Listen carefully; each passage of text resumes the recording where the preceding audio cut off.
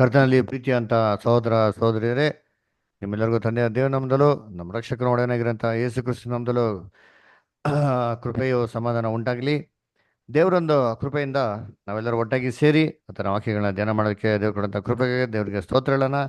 ಕರ್ತನಲ್ಲಿ ಪ್ರೀತಿ ಅಂತ ಸೊರಸಗಳೇ, ನಾವು ಅನೇಕ ಒಂದು ಮುಖ್ಯವಾಗಿರೋ ಪಾಠಗಳನ್ನ ಅನೇಕ ದಿವಸಗಳಿಂದ ಓದ್ತಾ ಬಂದರೆ, ಮುಖ್ಯವಾಗಿ ಕಳೆದ ವಾರ ನಾವು ಶುರು ಮಾಡಿರೋಂಥ ಒಂದು ಟಾಪಿಕ್ ಯಾವುದಪ್ಪ ಅಂತಂದ್ರೆ ಏನ್ರಿ, ಸಭೆ, ಚರ್ಚ್. ಚರ್ಚ್ ಅಂದ್ರೆ ಏನು ಅಂತ ನಾವೇನ್ ಮಾಡಿದ್ರಿ ನೋಡಿದ್ರಿ ಅಲ್ವರ. ಕಳೆದ ವಾರದ್ದು ಕೆಲವೊಂದು ವಿಚಾರಗಳನ್ನ ನಾವು ರಿವೈಸ್ ಮಾಡಿ ಈ ಒಂದು ವಾರಕ್ಕೆ ಪಾಠಕ್ಕೆ ನಾವೇನ್ ಮಾಡೋಣ, ಹೋಗ್ಬಿಡೋಣ. ಅಂದ್ರೆ ಸಭೆ, ಸಭೆ ಅಂದ್ರೆ ಏನು? ಅದರ ಸಭೆ ಅಂದ್ರೆ ಸಾಮಾನ್ಯವಾಗಿ ಬಿಲ್ಡಿಂಗು ಅಂತ ನಾವೇನ್ ಮಾಡ್ತೀವಿ, ತಿಳ್ಕೊಂಡ್ಬಿಡ್ತೀರಿ. ಅದರಲ್ಲಿ ಈ ತರ ಒಂದು ಬೆಲ್ ಇರಬೇಕು, ಈ ತರ ಒಂದು ಕ್ರಾಸ್ ಇರಬೇಕು, ಈ ತರ ಒಂದು ವೇದಿಕೆ ಇರಬೇಕು ಅಂತಂದ್ಬಿಟ್ಟು ಅಲ್ವರ. ಸೊ ಎಲ್ಲರಿಗೂ ಸಭೆ ಅಂತಂದ್ರೆ ಒಂದು ಮೈಂಡಲ್ಲಿ ಫಿಕ್ಸ್ ಆಗಿರೋದೇನಪ್ಪ ಅಂದ್ರೆ ಬಿಲ್ಡಿಂಗ್ ಅಲ್ವರ. ಅದಕ್ಕೆ ನೀವು ಯಾವ ಚರ್ಚ್ಗೆ ಹೋಗ್ತೀರಾ ಅಂತ ಕೇಳ್ತಾರೆ ಅಲ್ವರ. ನೀವು ಅಬ್ಸರ್ವ್ ಮಾಡಿದ್ದೀರಾ? ಅಥವಾ ನೀವು ಯಾವ ಚರ್ಚ್ಗೆ ಹೋಗ್ತೀರಾ? ನಾನು ಬೆಸಿಲಿಕಾ ಚರ್ಚ್ಗೆ ಹೋಗ್ತೀನಿ. ನೀವು ಯಾವ ಚರ್ಚ್ಗೆ ಹೋಗ್ತೀರಾ ಅಂದರೆ ನಾನು ಮೆಥೋಡಿಸ್ಟ್ ಚರ್ಚ್ಗೆ ಹೋಗ್ತೀನಿ, ಬ್ಯಾಪ್ಟಿಸ್ಟ್ ಚರ್ಚ್ಗೆ ಹೋಗ್ತೀನಿ ಅಂತ. ಸೊ ಚರ್ಚ್ ಅಂದರೆ ಎಲ್ಲರಿಗೂ ಮೈಂಡಲ್ಲಿ ಇರೋದು ಒಂದು ಬಿಲ್ಡಿಂಗ್ ಅದರ. ಆದರೆ ಸತ್ಯವೇದದಲ್ಲಿ ನೋಡಿದ್ರೆ ಬರೀ ಬಿಲ್ಡಿಂಗಿನ ಸಭೆ ಅಂತ ಹೇಳ್ತಾರಾ ಅಂತಂದ್ರೆ ಇಲ್ಲ ರೀ. ಅಪೋಸ್ಟ್ಲ ಕೃತ್ಯಗಳಲ್ಲಿ ಒಂದು ಮುಖ್ಯವಾಗಿರೋಂಥ ಮಾತನ್ನ ನಮ್ಮ ಅಪೋಸ್ಟ್ಲು ಪೌಲ್ ಹೇಳ್ತಾರೆ. ಯಾರಾದ್ರೂ ಓದ್ರಿ ದಯವಿಟ್ಟು ಅಪೋಸ್ಟ್ಲ ಕೃತ್ಯಗಳು 7:38 ಓದ್ರಿ ಯಾರಾದ್ರೂ. ಸೋದರ ಸೋದರಿಗಳು ಯಾರಾದ್ರೂ ಬೈಬಲ್ ತೆಗೆದು ಓದ್ಬೋದು.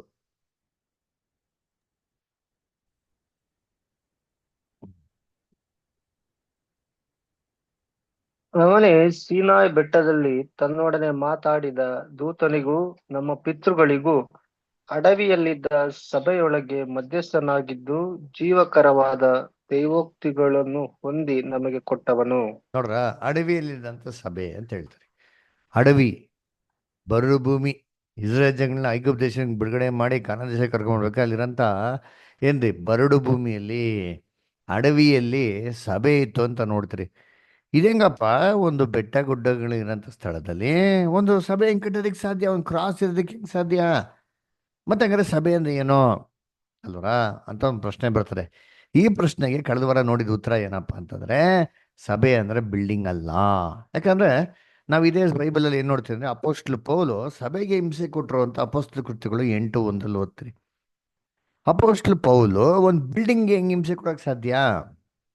ಅಲ್ವರ, ಬಿಲ್ಡಿಂಗ್ಗೆ ಹಿಂಸೆ ಕೊಟ್ರೆ ಅದಕ್ಕೆ ನೋವಾಗ್ತದಾ? ಇಲ್ವಲ್ಲ.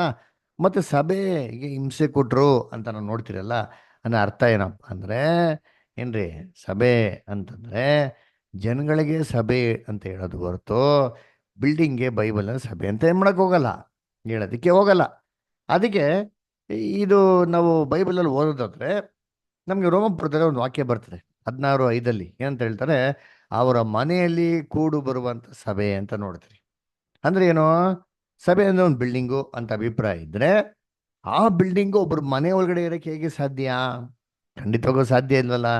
ಹಂಗಾರೆ ಅರ್ಥ ಏನಪ್ಪಾ ಅಂತಂದ್ರೆ ಏನ್ರಿ, ಸಭೆ ಅಂದ್ರೆ ಬಿಲ್ಡಿಂಗ್ ಅಲ್ಲ, ಅವ್ರ ಮನೆಯಲ್ಲಿ ಕೂಡಿ ಬರುವಂತ ಒಂದು ಸಭೆ. ಅಂದ್ರೆ ಅವ್ರ ಮನೆಯಲ್ಲಿ ಕೂಡಿ ಬರುವಂತ ಜನಗಳು, ಜನಗಳಿಗೆ ಸಭೆ ಅಂತ ಹೆಸರು ಹೊರ್ತು ಬಿಲ್ಡಿಂಗೇ ಅಲ್ಲ. ಅದಕ್ಕೆ ನಾವು ಇದಕ್ಕೆ ಮೂಲ ಪದ ಗ್ರೀಕಲ್ಲಿ ತೆಗೆದು ಹೋದ್ರೆ ಎಕ್ಲೀಶಿಯಾ ಅಂತ ಬರ್ತಾರೆ. ಎಕ್ಲೀಶಾ ಅಂದ್ರೆ ಏನು? ಕಾಲ್ಡ್ ಔಟ್ ಒನ್ಸ್, ಕರೆಯಲ್ಪಟ್ಟವರು. ಎಲ್ಲಿಂದ ಎಲ್ಲಿಗೆ ಕರೆಯಲ್ಪಟ್ಟವರು? ಲೋಕದಿಂದ ಕ್ರಿಸ್ತನ ಕಡೆಗೆ ಕರೆಯಲ್ಪಟ್ಟವರು ಅಂತ ಈ ವಾಕ್ಯದೇನ್ರಿ ಅರ್ಥ ಅಲ್ರ. ಅದಕ್ಕೆ ನಾವು ಬೇಕಾದ್ರೆ ಪದನ ಓದೋಣ. ಇಲ್ಲಿ ಒಂದು ವಾಕ್ಯ ಓದ್ಬಿಡೋಣ. 1 ಕೊರಿಂಥ 1:2 ಓದ್ರಿ ಯಾರಾದ್ರ. 1 ಕೊರಿಂಥದಲ್ಲಿ 1ನೇ ಅಧ್ಯಾಯ 2ನೇ ವಾಕ್ಯ ಯಾರಾದ್ರು ಓದ್ರಿ ಸೋದರ ಸೋದರಿಗಳು. ಓದಿ ಜರಿಂತ ಅಷ್ಟು ಓದಿ. 1 ಕೊರಿಂಥ 1ನೇ ಅಧ್ಯಾಯ 2ನೇ ವಚನ ಸರ್. ಓಕೆ. ಪೌಲನು ಸಹೋದರನಾದ ಸೋಸ್ಥೇನನು ಕೊರಿಂಥದಲ್ಲಿನ ದೇವರ ಸಭೆಗೆ, ಅಂದರೆ ಕ್ರಿಸ್ತೇಸುವಿನಲ್ಲಿ ಪ್ರತಿಷ್ಠರು ದೇವಜನರಾಗುವುದಕ್ಕೆ ಕರೆಯಲ್ಪಟ್ಟವರು ಆಗಿರುವವರಿಗೆ ಮತ್ತು ನಮಗೂ ಸಮಸ್ತ ದೇವ ಜನರಿಗೂ ಕರ್ತನಾಗಿರುವ ಯೇಸು ಕ್ರಿಸ್ತನ ನಾಮಸ್ಮರಣೆಯನ್ನು ಮಾಡುವವರು ಎಲ್ಲಿದ್ದರೂ ಅವರೆಲ್ಲರಿಗೂ ಬರೆಯುವುದೇನೆಂದರೆ, ನೋಡ್ರಿ ಇಲ್ಲಿ ಹೇಳ್ತಾರೆ ಸಭೆ ಅಂದರೆ ಯಾರು ಅಂತ ಹೇಳ್ತಾರೆ. ಏನಂತಾರೆ ಏನ್ರಿ ಅಲ್ಲಿ ಕೊರಿಂಥದಲ್ಲಿ ದೇವರ ಸಭೆಗೆ ಅಂತ ಹೇಳ್ಬಿಟ್ಟು ಅಂದರೆ ಅಂತ ಶುರು ಮಾಡ್ತಾರೆ. ಅಂದೇನು ಸಭೆ ಅಂದ್ರೆ ಯಾರಪ್ಪ ಅಂತ ಡೆಫಿನೇಷನ್ ಕೊಡ್ತಾರೆ. ಅಂದರೆ ಕ್ರಿಸ್ತ ಯೇಸುವಿನಲ್ಲಿ ಪ್ರತಿಷ್ಠಿತರು, ಅದರ ದೇವ ಜನರಾಗುವುದಕ್ಕೆ ಕರೆಯಲ್ಪಟ್ಟವರು. ಅಂದ್ರೆ ಸಭೆ ಅಂದ್ರೆ ಅರ್ಥ ಯಾರಪ್ಪ ಅಂದ್ರೆ ಕ್ರೈಸ್ತವರು. ಕ್ರೈಸ್ತವರನ್ನು ಯಾರಪ್ಪ ಅಂದ್ರೆ ಪ್ರತಿಷ್ಠೆ ಮಾಡಿಕೊಂಡವರು, ದೇವರ ಜನರಾಗೋದಿಕ್ಕೆ ಕರೆಯಲ್ಪಟ್ಟವರ ನಿಜವಾದ ಸಭೆ ಅಂತ ನಾವೇನ್ ಮಾಡ್ತೀರಿ ಅಲ್ಲಿ ನೋಡ್ತೀರಿ ಅಲ್ವರ. ಇದು ಬೈಬಲ್ ಪ್ರಕಾರ ಸಭೆ ಅಂದ್ರೆ ಡೆಫಿನೇಷನ್ ರೀ, ಬಿಲ್ಡಿಂಗ್ ಅಂತೂ ಅಲ್ಲ. ಚೆನ್ನಾಗಿ ಅರ್ಥ ಇಟ್ಕೊಳ್ಳಿ. ಸರಿ, ಈ ಬಿಲ್ಡಿಂಗ್ ಅಂತ ಅಭಿಪ್ರಾಯ ಯಾವಾಗಪ್ಪ ಬಂತು ಅಂತ ನೋಡಿದ್ರೆ, ಇದು ಬಂದಿದ್ದು ಏನ್ರಿ ಒಂದು ಕಾಲದಲ್ಲಿ. ಆಕ್ಚುಲಿ ಫಸ್ಟ್ ಅಪೋಸಲ್ಸ್ ಎಲ್ಲ ಸೇರ್ಬೇಕಾರೆ, ಗ್ಯಾದರ್ ಆಗ್ಬೇಕಾರೆ ಮನೆಗಳೆಲ್ಲ ಸೇರೋರು. ಉದಾಹರಣೆಗೆ ಯೆರೂಸಲೇಮ್ ಅಂತ ತಗೊಂಡ್ರೆ, ಯೆರೂಸಲೇಮ್ನ ಒಂದೇ ಸಭೆ ಇರ್ಲಿಲ್ಲ ರೀ, ಹಲವಾರು ಇರ್ತಾ ಇತ್ತು. ಅಲ್ಲರ ಯಾವ್ದೋ ಒಂದು ಬೀದಿ ಇರ್ತೈತೆ, ಅಲ್ಲ ಸಹೋದರಿಗಳು ಇರ್ತಾ ಇದ್ರು. ಅವ್ರ ಮನೇಲಿ ಏನ್ ಮಾಡೋರು ಎಲ್ಲರೂ ಅಲ್ಲೆಲ್ಲ ಸೇರೋರು. ಇನ್ನೂ ಸ್ವಲ್ಪ ದೂರದಲ್ಲಿ ಅಲ್ಲಿರೋ ಸಹೋದರಿಗಳು ಮನೆಗಳಲ್ಲಿ ಏನ್ ಮಾಡೋರು ಸೇರೋರು. ಇವಾಗ ಕಾಟೇಜ್ ಮೀಟಿಂಗ್ ಸೇರ್ತಾರೆ ಗೊತ್ತಾ, ಈ ತರ ಏನ್ ಮಾಡೋರು ಜನಗಳು ಅಲ್ಲಲ್ಲೇ ಮನೆಗಳಲ್ಲೇ ಏನ್ ಮಾಡೋರು ಆರಾಧನೆ ಮಾಡ್ತಾ ಇದ್ರು. ಇದನ್ನ ಸಭೆ ಅಂತ ಏನ್ ಮಾಡಿದ್ರು ಕರೆಯಕ್ಕೆ ಶುರು ಮಾಡಿದ್ರು. ಆದ್ರೆ ಇದು ದೊಡ್ಡದಾಗಿ ಯಾವಾಗ ಬೆಳಕೆ ಶುರು ಆಯ್ತೋ, ಅನೇಕ ಸಾವಿರಾರು ಮಂದಿ ಬರೋಕ್ಕೆ ಶುರು ಆದ್ರು, ಆವಾಗ ಆ ಚಿಕ್ಕ ಸ್ಥಳ ಸಾಳಲ್ಲ ಅಂತ ಅಂದ್ಬಿಟ್ಟು ಒಂದು ಕಾಮನ್ ಆಗಿರೋಂಥ ಜಾಗ ನೋಡಬೇಕು ಅಂತ ಏನ್ ಮಾಡಿದ್ರು, ಒಂದು ಬಿಲ್ಡಿಂಗ್ ಅನ್ನ ಕಟ್ಟಕ್ಕೆ ಶುರು ಮಾಡಿದ್ರು. ಆವಾಗೆ ಆ ಬಿಲ್ಡಿಂಗ್ಗಳು ಸಭೆ ಆಗೋದ್ವು. ಅದರ ಅವಾಗ ಮುಖ್ಯತ್ವ ಬಿಲ್ಡಿಂಗ್ ಬಂದ್ಬಿಡ್ತು, ಏನ್ರಿ ಜನಗಳಿಗಿಂತ ಹೊರ್ಟೋಯ್ತು. ಸರಿ, ಈ ಒಂದು ಸಭೆಯಲ್ಲಿ ಯಾರಿರ್ತಾರೆ ಅಂದ್ರೆ ಕ್ರೈಸ್ತವರು ಇರ್ತಾರೆ. ಕ್ರೈಸ್ತವರನ್ನು ಯಾರೋ ತುಂಬಾ ಒಳ್ಳೆಯವರು, ತುಂಬಾ ಏನ್ರಿ ಮುಗ್ಧವಾದವರು, ತುಂಬಾ ನಮ್ರತೆಯಿಂದಿರೋರು, ತಾಳ್ಮೆಯಿಂದಿರೋರು. ಒಂದು ಕೆನೆಗೆ ಹೊಡೆದ್ರೆ ಇನ್ನೊಂದು ಕೆನೆಗೆ ಹೊಡಿಯೋಂಥವ್ರು, ಹೊಡ್ಸ್ಕೊಳೋಂಥವ್ರು ಯಾರಪ್ಪ ಅಂತ ಕ್ರೈಸ್ತವರು. ಅದರ ಇವತ್ತೇನಾಗ್ಬಿಡ್ತು, ಈ ತತ್ವನೇ ಚೇಂಜ್ ಆಗ್ಬಿಡ್ತಾರೆ. ಅದರ ಮೈ ಮೇಲೆ ನೆಟ್ಟಿಗೆ ಬಟ್ಟೆ ಆಗದಿರೋದು ಯಾರಂದ್ರೆ ಕ್ರಿಶ್ಚಿಯನ್ಸ್. ಎಲ್ಲ ಕುಡಿಯೋದು, ಸಿಗರೇಟ್ ಸೇದೋದು, ಮದುವೆ ಮಾಡ್ಕೊಳೋದು, ಡೈವರ್ಸ್ ಕೊಡೋದು, ಇವತ್ತು ಇನ್ನೊಂದು ನಾಳೆ ಇನ್ನೊಂದು ಅಂತ ಅಂದ್ಬಿಟ್ಟು ಮತ್ತೊಬ್ಬರನ್ನ ಅಂತ ಮದುವೆ ಮಾಡ್ಕೊಳೋದು ಯಾರಪ್ಪ ಅಂದ್ರೆ ಕ್ರೈಸ್ತವರಾಗೋಯ್ತು. ಅದಕ್ಕೆ ನೀವು ಏನಾರೋ ಒಂದು ಫಿಲಮಲ್ಲಿ ನೋಡ್ದ ಅಂತಂದ್ರೆ, ಎಲ್ಲ ವಿಲನ್ ರೋಲ್ಗಳನ್ನ ಯಾರಿಗಪ್ಪ ಕೊಟ್ಟಿರ್ತಾರೆ ಅಂದ್ರೆ ಕ್ರಿಶ್ಚಿಯನ್ಸ್ ಕೊಟ್ಟಿದ್ದಾರೆ. ಡ್ಯಾನಿ, ಲಿಲಿ, ಪೀಟರ್ ಅಂತ ಅಂದ್ಬಿಟ್ಟು. ಅಂದ್ರೆ ಯಾಕೆ ಅಂದ್ರೆ ಏನ್ರಿ ಜೈಲಲ್ಲಿ ಅಧಿಕವಾಗಿರೋದು ಇವತ್ತೇನ್ರಿ ಕ್ರಿಶ್ಚಿಯನ್ಸ್. ಅಂದ್ರೆ ಈ ಕ್ರಿಶ್ಚಿಯನ್ಸ್ ಅಂತ ಅಂದ್ಬಿಟ್ಟು ಆ ಪದಕ್ಕೆ ಒಂದು ಕೆಟ್ಟಾದ ಅಭಿಪ್ರಾಯ ಏನಾಗ್ಬಿಡ್ತು ಇವತ್ತು ಬಂದ್ಬಿಡ್ತು. ಆ ಒಳ್ಳೆ ಅಭಿಪ್ರಾಯ ಏನಾಗ್ಬಿಡ್ತು, ಒಳ್ಳೆ ಹೆಸರು ಅದು ಹೊಟ್ಟೋಯ್ತು. ಯಾಕಂದ್ರೆ ಬೈಬಲ್ ಪ್ರಕಾರ, ಬೈಬಲ್ ಸ್ಟ್ಯಾಂಡರ್ಡ್ಸ್ ಪ್ರಕಾರ ಯಾರು ಇವತ್ತು ವಾಸ ಮಾಡದೇ ಇರೋ ಕಾರಣದಿಂದ ಇವತ್ತು ಲೋಕದಲ್ಲಿ ಏನ್ರಿ ಹೆಸರಿಗಾಗಿರೋಂಥ ಕ್ರೈಸ್ತವರು ನೋಡಿ, ಇವರೇ ಅಪ್ಪ ನಿಜವಾದ ಕ್ರೈಸ್ತವರು ಅಂತ ಇಂಪ್ರೆಷನ್ ಲೋಕದಲ್ಲಿ ಬಂದ್ಬಿಡಿದೆ. ಅದಕ್ಕೆ ಇವತ್ತು ಲೋಕದಲ್ಲಿ ಕ್ರಿಶ್ಚಿಯನ್ಸ್ ಅಂದ್ರೇನೆ ಒಂಥರ ಏನ್ರೆ ಒಂದು ಕೆಟ್ಟ ದೃಷ್ಟಿಕೋನಲ್ಲಿ ನೋಡಿದ್ರೆ ಅಲ್ಲರ. ಅದಕ್ಕೆ ಏನ್ ಮಾಡೋಣ, ಕಳೆದ ವಾರ ಏನ್ ನೋಡಿದ್ರೆ, ದೇವ್ರ ಯೋಜನೆಯಲ್ಲಿ ಕ್ರೈಸ್ತವರನ್ನು ಯಾರಪ್ಪ, ಸಭೆಯನ್ನು ಯಾರು ಅಂತ ನಾವೇನ್ ಮಾಡಿದ್ರಿ ಅದನ್ನ ಸ್ಟಡಿ ಮಾಡಿದ್ರಿ ಅಲ್ವರ. ಅದೇ ನೋಡಿ, ಇಲ್ಲಿ ಇದು ದೇವ್ರ ಯೋಜನೆ ಚಾರ್ಟ್ ನೋಡಿದ್ರೆ, ಮೊದಲನೇ ಲೋಕ ಇದೆ, ಎರಡನೇ ಲೋಕ ಇದೆ. ಎರಡನೇ ಲೋಕದಲ್ಲಿ ಆಮೇಲೆ ಮೂರನೇ ಲೋಕ ಇದೆ. ಈ ಎರಡನೇ ಲೋಕದಲ್ಲಿ ಬಂದ್ರೆ ನಾವೇನಪ್ಪ ನೋಡ್ಬಂದ್ರೆ, ಒಂದು ಚಿಕ್ಕ ಪಿರಮಿಡ್ ನೋಡ್ತೀರಿ, ಪಿರಮಿಡ್ ಎನ್ ಅಂತ, ಪ್ಲೇನ್ ಎನ್ ಅದೇನಂತ ಏನಂತ ಪಿರಮಿಡ್ ಎಂತ ಎ ಅಂತ ಏನ್ ಮಾಡ್ತೀವಿ ನೋಡ್ತೀವಿ. ಏನಪ್ಪ ಇದು ಪಿರಮಿಡ್ ಅಂತಂದ್ರೆ, ಇದು ಪರಿಪೂರ್ಣ ಅಂತ ಆದಾಮನ ಏನ್ ಮಾಡ್ತಾರೆ, ಸೃಷ್ಟಿ ಮಾಡ್ತಾರೆ. ಅವನು ದೇವ್ರ ದೃಷ್ಟಿಯಲ್ಲಿ ಯೋಗ್ಯವಾಗಿದ್ದ, ಪರಿಪೂರ್ಣವಾಗಿದ್ದ, ಪರಿಶುದ್ಧತೆಯಲ್ಲಿದ್ದ. ಯಾವಾಗ ಪಾಪ ಮಾಡ್ತಾನೋ ಅವನು ಮರಣದ ಹಂತಕ್ಕೆ ಏನ್ ಮಾಡ್ತಾನೆ, ಅವನು ಬಿದ್ದೋಗ್ತಾನೆ ಅಲ್ರ. ಅವನ ಮುಖಾಂತರ ಅನುಕೂಲ ಎಲ್ಲ ಏನಾಯ್ತು, ಪಾಪಕ್ಕೆ ಬಿದ್ದೋಯ್ತು. ಅಂದ್ರೆ ಯಾರು ಪರಿಪೂರ್ಣವಾಗಿಲ್ಲ, ಎಲ್ಲಾ ದೇವರ ಮಹಿಮೆಯನ್ನು ಕಳ್ಕೊಂಡು ಪಾಪಕ್ಕೆ ಏನಾಗಿದ್ದಾರೆ, ಬಿದ್ದೋಗಿರೋದು ನೋಡ್ತೀರಿ ಅಲ್ವರ. ಸರಿ, ಇವಾಗ ಯಾರಾದ್ರೂ ದೇವರ ಅನ್ಯೋನ್ಯತೆಗೆ ಬರಬೇಕು ಅಂತಂದ್ರೆ ಯಾರ ಮುಖಾಂತರ ಮಾತ್ರ ಬರಬೇಕು ಅಂದ್ರೆ ಕ್ರಿಸ್ತ ಯೇಸುವಿನ ಮುಖಾಂತರ ಬರಬೇಕು ಮಾತ್ರ ಹೊರತು ಬೇರೆ ಯಾರ ಮುಖಾಂತರ ಬರೋಕ್ಕೆ ಸಾಧ್ಯನೇ ಇಲ್ಲ. ಅದಕ್ಕೆ ನೋಡಿ ನಾವು ಏನ್ ನೋಡ್ತೀರಿ ಅಲ್ಲಿ ಇನ್ನೊಂದು ಪ್ರೇಮ ನೋಡ್ತೀವಿ, ಜಿ ಅಂತ. ಅದೇನಂದ್ರೆ ಜೀಸಸ್ ಪರಿಪೂರ್ಣವಾಗಿರಂತ ಇನ್ನೊಬ್ಬ ಮನುಷ್ಯ, ಎರಡನೇ ಆದಾಮು. ಆ ಮೊದಲನೇ ಆದಾಮ್ಗೆ ಈಡ್ ಬಲಿ ಕೊಡ್ಬೇಕಾರೆ ಎರಡನೇ ಆದಾಮು ಏನ್ರಿ ಅವ್ರಿಗೆ ಈಡ್ ಬಲಿ ಕೊಟ್ಟು ಮೊದಲನೇ ಆದಾಮ್ನ ವಿಮೋಚನೆ ಮಾಡ್ತಾ ಅಂತ ನೋಡ್ತೀರಿ ಅದರ. ಸೊ ಅದಕ್ಕೆ ಕರ್ತನಲ್ಲಿ ಪ್ರೀತಿ ಆದಾಗಲೇ ಕ್ರಿಸ್ತ ಯೇಸುವಿನ ಮುಖಾಂತರ ಸುವಾರ್ತೆ ಯುಗದಲ್ಲಿ ರಕ್ಷಣೆ ಮಾರ್ಗನೇ ಇತ್ತಲ್ಲಿ ಅಲ್ಲಿ ಬಂತು. ನಾವು ಅದು ಇಕ್ಕಟ್ಟದ ಮಾರ್ಗದ ಕ್ಲಾಸಲ್ಲಿ ಓದಿದ್ರಿ ಅದರ. ಸರಿ, ಇವಾಗ ಸುವಾರ್ತೆ ಯುಗದಲ್ಲಿ ಬಂದ್ರೆ ಇದೇ ಪಿರಮಿಡ್ನ ನೋಡ್ಬೋದು.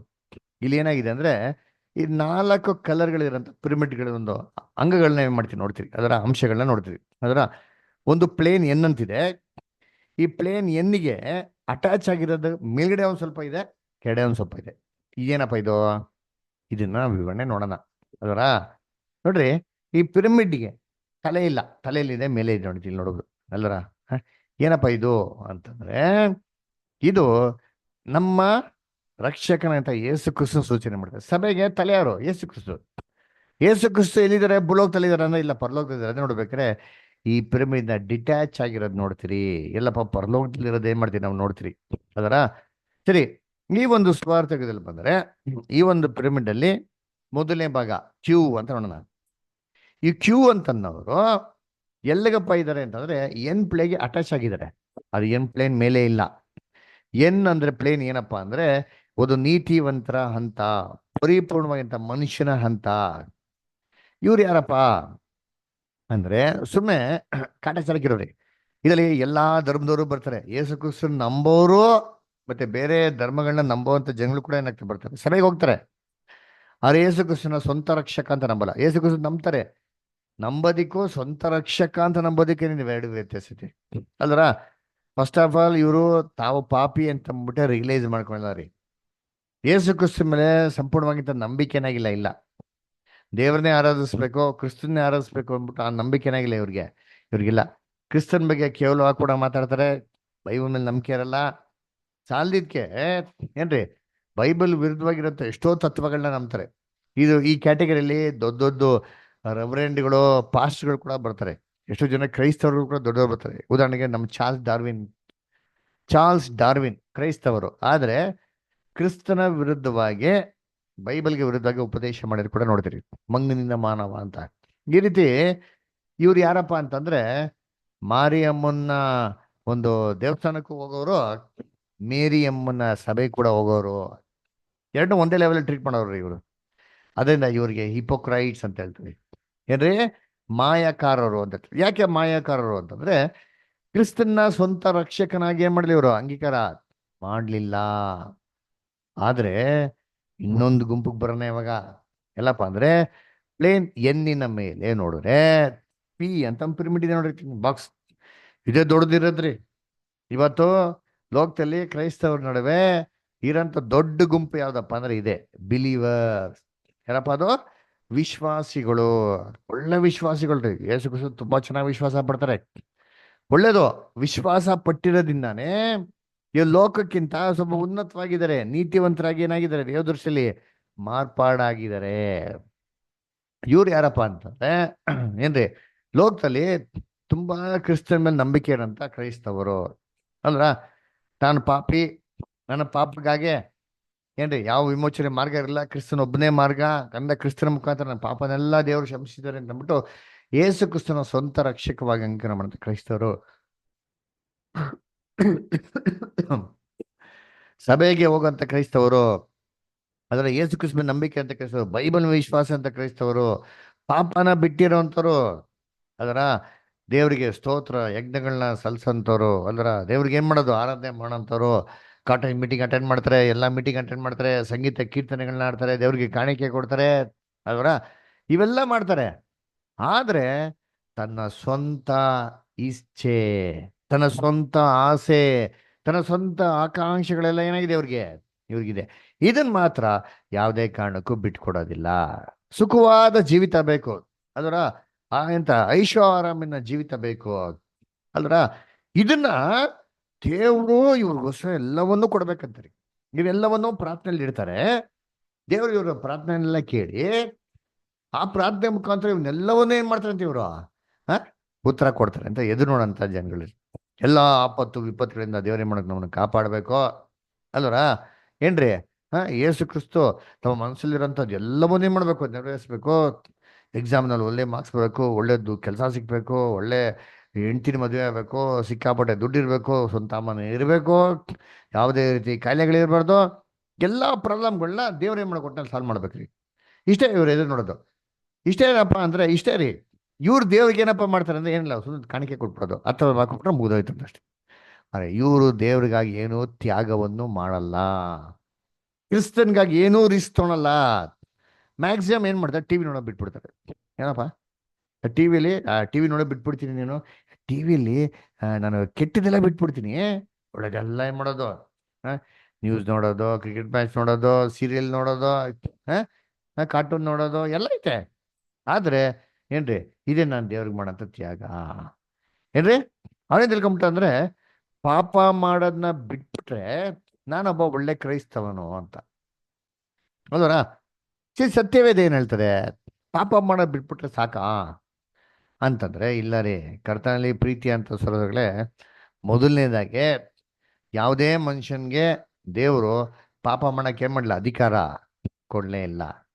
ಹಾಗಾದ್ರೆ ಪಾಪ ಮಾಡಕ್ಕೆ ಅಧಿಕಾರನೇ ಕೊಡ್ಲಿಲ್ಲ ಅಂತಂದ್ರೆ, ನಮ್ಮ ಅಧಿಕಾರದಲ್ಲಿ ಇಲ್ದಿರಂತ ವಿಚಾರನ ನಾನು ದೇವ್ರಿಗೋಸ್ಕರ ಬಿಟ್ಕೊಟ್ರೆ ಅದು ತ್ಯಾಗನಾ? ಖಂಡಿತವಾಗೋದು ತ್ಯಾಗ ಆಗೋದಕ್ಕೆ ಸಾಧ್ಯನೇ ಇಲ್ಲ ರೀ. ತ್ಯಾಗ ಅಂದ್ರೆ ಏನಪ್ಪಾ ಅಂದ್ರೆ, ಯಾವಾಗೂ ಅದು ನಮ್ಮ ಏನ್ರಿ ಅದ್ಬಸ್ತಲ್ಲಿರ್ಬೇಕು, ಅಥವಾ ನಮ್ಮ ಅಧಿಕಾರದಲ್ಲಿ ಇರಬೇಕು, ಅಥವಾ ನಮ್ದಾಗಿರ್ಬೇಕು. ಇದನ್ನ ಮತ್ತೊಬ್ಬರಿಗೋಸ್ಕರ ಏನ್ರಿ ಬಿಟ್ಕೊಡ್ತೀರಿ ಗೊತ್ತಾ? ನನಗೆ ಕಷ್ಟ ಆದ್ರೂ ಪರವಾಗಿಲ್ಲ, ಮತ್ತೊಬ್ರಿಗೋಸ್ಕರ ಬಿಟ್ಕೊಡ್ತೀರಿ ಗೊತ್ತಾ? ಇದನ್ನೇ ಬೈಬಲಲ್ಲಿ ಹೇಳೋದು ತ್ಯಾಗ ಅಂತ, ಸ್ಯಾಕ್ರಿಫೈಸ್ ಅಂತ ಏನ್ ಮಾಡೋದು ಹೇಳೋದು. ಇದನ್ನ ಲೋಕದಲ್ಲಿ ಇವತ್ತು ನೀವೇ ಹೇಳ್ರಿ, ಎಷ್ಟು ಜನ ಕ್ರೈಸ್ತವರು ತನ್ನನ್ನು ತಾನೇ ದೇವ್ರಿಗೋಸ್ಕರ ಬಿಟ್ಕೊಡ್ತಾರೆ ಅಲ್ವರಾ? ಅದಕ್ಕೆ ಏನ್ರಿ, ಯೇಸು ಕ್ರಿಸ್ತನ ಕಾಲದಲ್ಲೂ ಕೂಡ ಇದೇ ಥರ ಜನರು ಇದ್ರಿ ಏನ್ರಿ. ಯೇಸು ಕ್ರಿಸ್ತನ ಕಾಲದಲ್ಲಿ ಕೂಡ 1000 ಜನ ಬರೋದು ನಮ್ಗೆ ಚೆನ್ನಾಗಿ ಗೊತ್ತಲ್ವಾ. ಯೇಸು ಕ್ರಿಸ್ತ 4000 ಜನಕ್ಕೆ 5000 ಜನಕ್ಕೆ ಊಟ ಕೊಟ್ಟು ರೆಕಾರ್ಡ್ ಇದೆ. ರೆಕಾರ್ಡ್ ಇಲ್ದಿರೋದು ಎಷ್ಟಿದೆ ಬೈಬಲ್ ಹಂಗಾರೆ? ಎಷ್ಟು ಜನಕ್ಕೆ ಎಷ್ಟೆಲ್ಲ ಮಾಡಿರ್ಬೋದು ಅಲ್ವರ? ರೆಕಾರ್ಡ್ ಇಲ್ಲ ಅದು. ಆದ್ರೆ ಯೇಸು ಕ್ರಿಸ್ತನ ಕಾಲದಲ್ಲಿ ಕೂಡ ರಾಶಿ ರಾಶಿ ಜನಗಳು ಬರೋ ನೋಡಿದ್ದೀರಿ. ವಾಕ್ಯ ಓದೋಣ. ಲೂಕ 12:1 ಹೋದ್ರೆ ಯಾರಾದ್ರ? ಲೂಕ 12:1. ಇಷ್ಟರಲ್ಲಿ ಸಾವಿರಾರು ಜನರು ಒಬ್ಬರನ್ನೊಬ್ಬರು ತುಳಿಯುವಷ್ಟು ಕೂಡಿ ಬಂದಿರಲಾಗಿ ಆತನು ಮೊದಲು ತನ್ನ ಶಿಷ್ಯರಿಗೆ ಹೇಳುವುದಕ್ಕೆ ತೊಡಗಿದ್ದೇನೆಂದರೆ, ಪರಿಸಾಯರ ಕಪಟವೆಂಬ ಹುಳಿಹಿಟ್ಟಿನ ವಿಷಯದಲ್ಲಿ ಜಾಗರೂಕರಾಗಿರಿ. ನೋಡ್ರಾ ಏನಂತೆ, ಎಷ್ಟಪ್ಪ ಜನಗಳು ಬಂದಂದ್ರೆ ರಾಶಿ ರಾಶಿ ರೀ, ಒಬ್ಬರನ್ನೊಬ್ಬರು ತುಳಿಯಷ್ಟ ರೀತಿಯಲ್ಲಿ ರಾಶಿ ರಾಶಿ ಜನಗಳು ಬಂದಂತೆ. ಯೇಸು ಕ್ರಿಸ್ತ ಇವ್ರನ್ನ ತಿರುಗಿ ನೋಡ್ಬಿಟ್ಟು ಒಂದು ಕಂಡೀಷನ್ ಹೇಳ್ತಾರೆ ಅಲ್ವರಾ? ಏನಪ್ಪ, ಯೇಸು ಕ್ರಿಸ್ತ ಅದ್ಭುತ ಮಾಡ್ಬೇಕಾರೆ ಹೆಂಗಪ್ಪ ಇತ್ತು ಜನಸಂಖ್ಯೆ ಅಂತಂದ್ರೆ, ಊಟ ಮಾಡಕ್ ಕೂಡ ಏನಿರಲಿ, ಟೈಮ್ ಇರಲಿಲ್ಲ ರೀ. ಎಲ್ಲ ವಾಕ್ಯಗಳಿದ್ದಾವೆ, ನೀವು ಲಾಸ್ಟ್ ಟೈಮ್ ಎಲ್ಲ ಕೇಳ್ತೀರಾ, ವಾಕ್ಯ ಬರ್ಕೊಳ್ಳಿ. ಮಾರ್ಕ್ 6:30 ಬರುತ್ತೆ. ಅಷ್ಟು ಜನಕ್ಕೆ ಅದ್ಭುತ ಮಾಡೋರಿ. ಇಡೀ ಊರವ್ರು ಬಾಗಿಲ ಹತ್ರ ನಿಂತ್ಕೊಂಡವ್ರು, ಎಲ್ಲಾರ್ಗು ಅದ್ಭುತ ಮಾಡೋರು, ಒಬ್ಬರನ್ನು ಬಿಡ್ತಾರ ರೀ ಅಲ್ವರಾ? ಎಂಟೈರ್ ಸಿಟಿಗೆ ಅದ್ಭುತ ಮಾಡೋರು. ಯೋಚನೆ ಮಾಡಿರ್ತೀನಿ ಹಂಗಾರೆ ಎಷ್ಟು ಲಕ್ಷಾಂತರಕ್ಕೆ ಎಂತ ಜನಗಳು ಇನ್ನ ಫಾಲೋ ಮಾಡಿರ್ಬೇಕು ಅರ. ಎಲ್ಲ ಏನಾದ್ರು ಅದು ನಂಬಿಕೆ ಇಟ್ಟಿ ಅವರ ಜೊತೆಗೆ ಬಂದ್ರು. ಸರಿ, ಇವರೆಲ್ಲ ಯೇಸು ಕ್ರಿಸ್ತನ್ ನಂಬಿದ್ರು, ಯೇಸು ಕ್ರಿಸ್ತ ಇವ್ರು ನಂಬಿದ್ರ? ಅದು ಇಂಪಾರ್ಟೆಂಟ್ ಅಲ್ವಾ? ಯಾವ್ದು ಇಂಪಾರ್ಟೆಂಟು? ನಾವು ಕ್ರಿಸ್ತನ್ ನಂಬೋದು ಓಕೆ, ಆದ್ರೆ ಕ್ರಿಸ್ತನ್ ನಂಬೇಕಲ್ಲ, ಅದು ಎಲ್ಲದಕ್ಕಿಂತ ಇಂಪಾರ್ಟೆಂಟ್ ಅಲ್ಲ. ಅದು ನಂಬುದ್ರಾ? ಏನ್ ಹೇಳ್ತಾರೆ ಬೈಬಲಲ್ಲಿ? ಓದ ನೋಡಿದ್ರಿ. ಯೋಹಾನ 2ನೇ ಅಧ್ಯಾಯ 23 ಮತ್ತೆ 25ನೇ ವಾಕ್ಯ. ವಿಕ್ರಮದವ್ರು ಓದ್ಬೋದಾ? ಓದ್ತೀನಿ brother. Okay, John 2nd chapter 23 and 25. ಆತನು ಪಾಸ್ಕ ಹಬ್ಬದ ಜಾತ್ರೆಯಲ್ಲಿ ಯೆರೂಸಲೇಮಿನೊಳಗೆ ಇದ್ದಾಗ ಬಹು ಜನರು ಆತನು ಮಾಡಿದ ಸೂಚಕ ಕಾರ್ಯಗಳನ್ನು ನೋಡಿ ಆತನ ಹೆಸರಿನಲ್ಲಿ ನಂಬಿಕೆ ಇಟ್ಟರು. ನೋಡ್ರಿ ಏನ್ ಹೇಳ್ತಾರೆ? ಬಹು ಮಂದಿ ಏನ್ತಾರೆ ಜಾತ್ರೆಯಲ್ಲಿ ಸೇರಿದ್ರಂತೆ.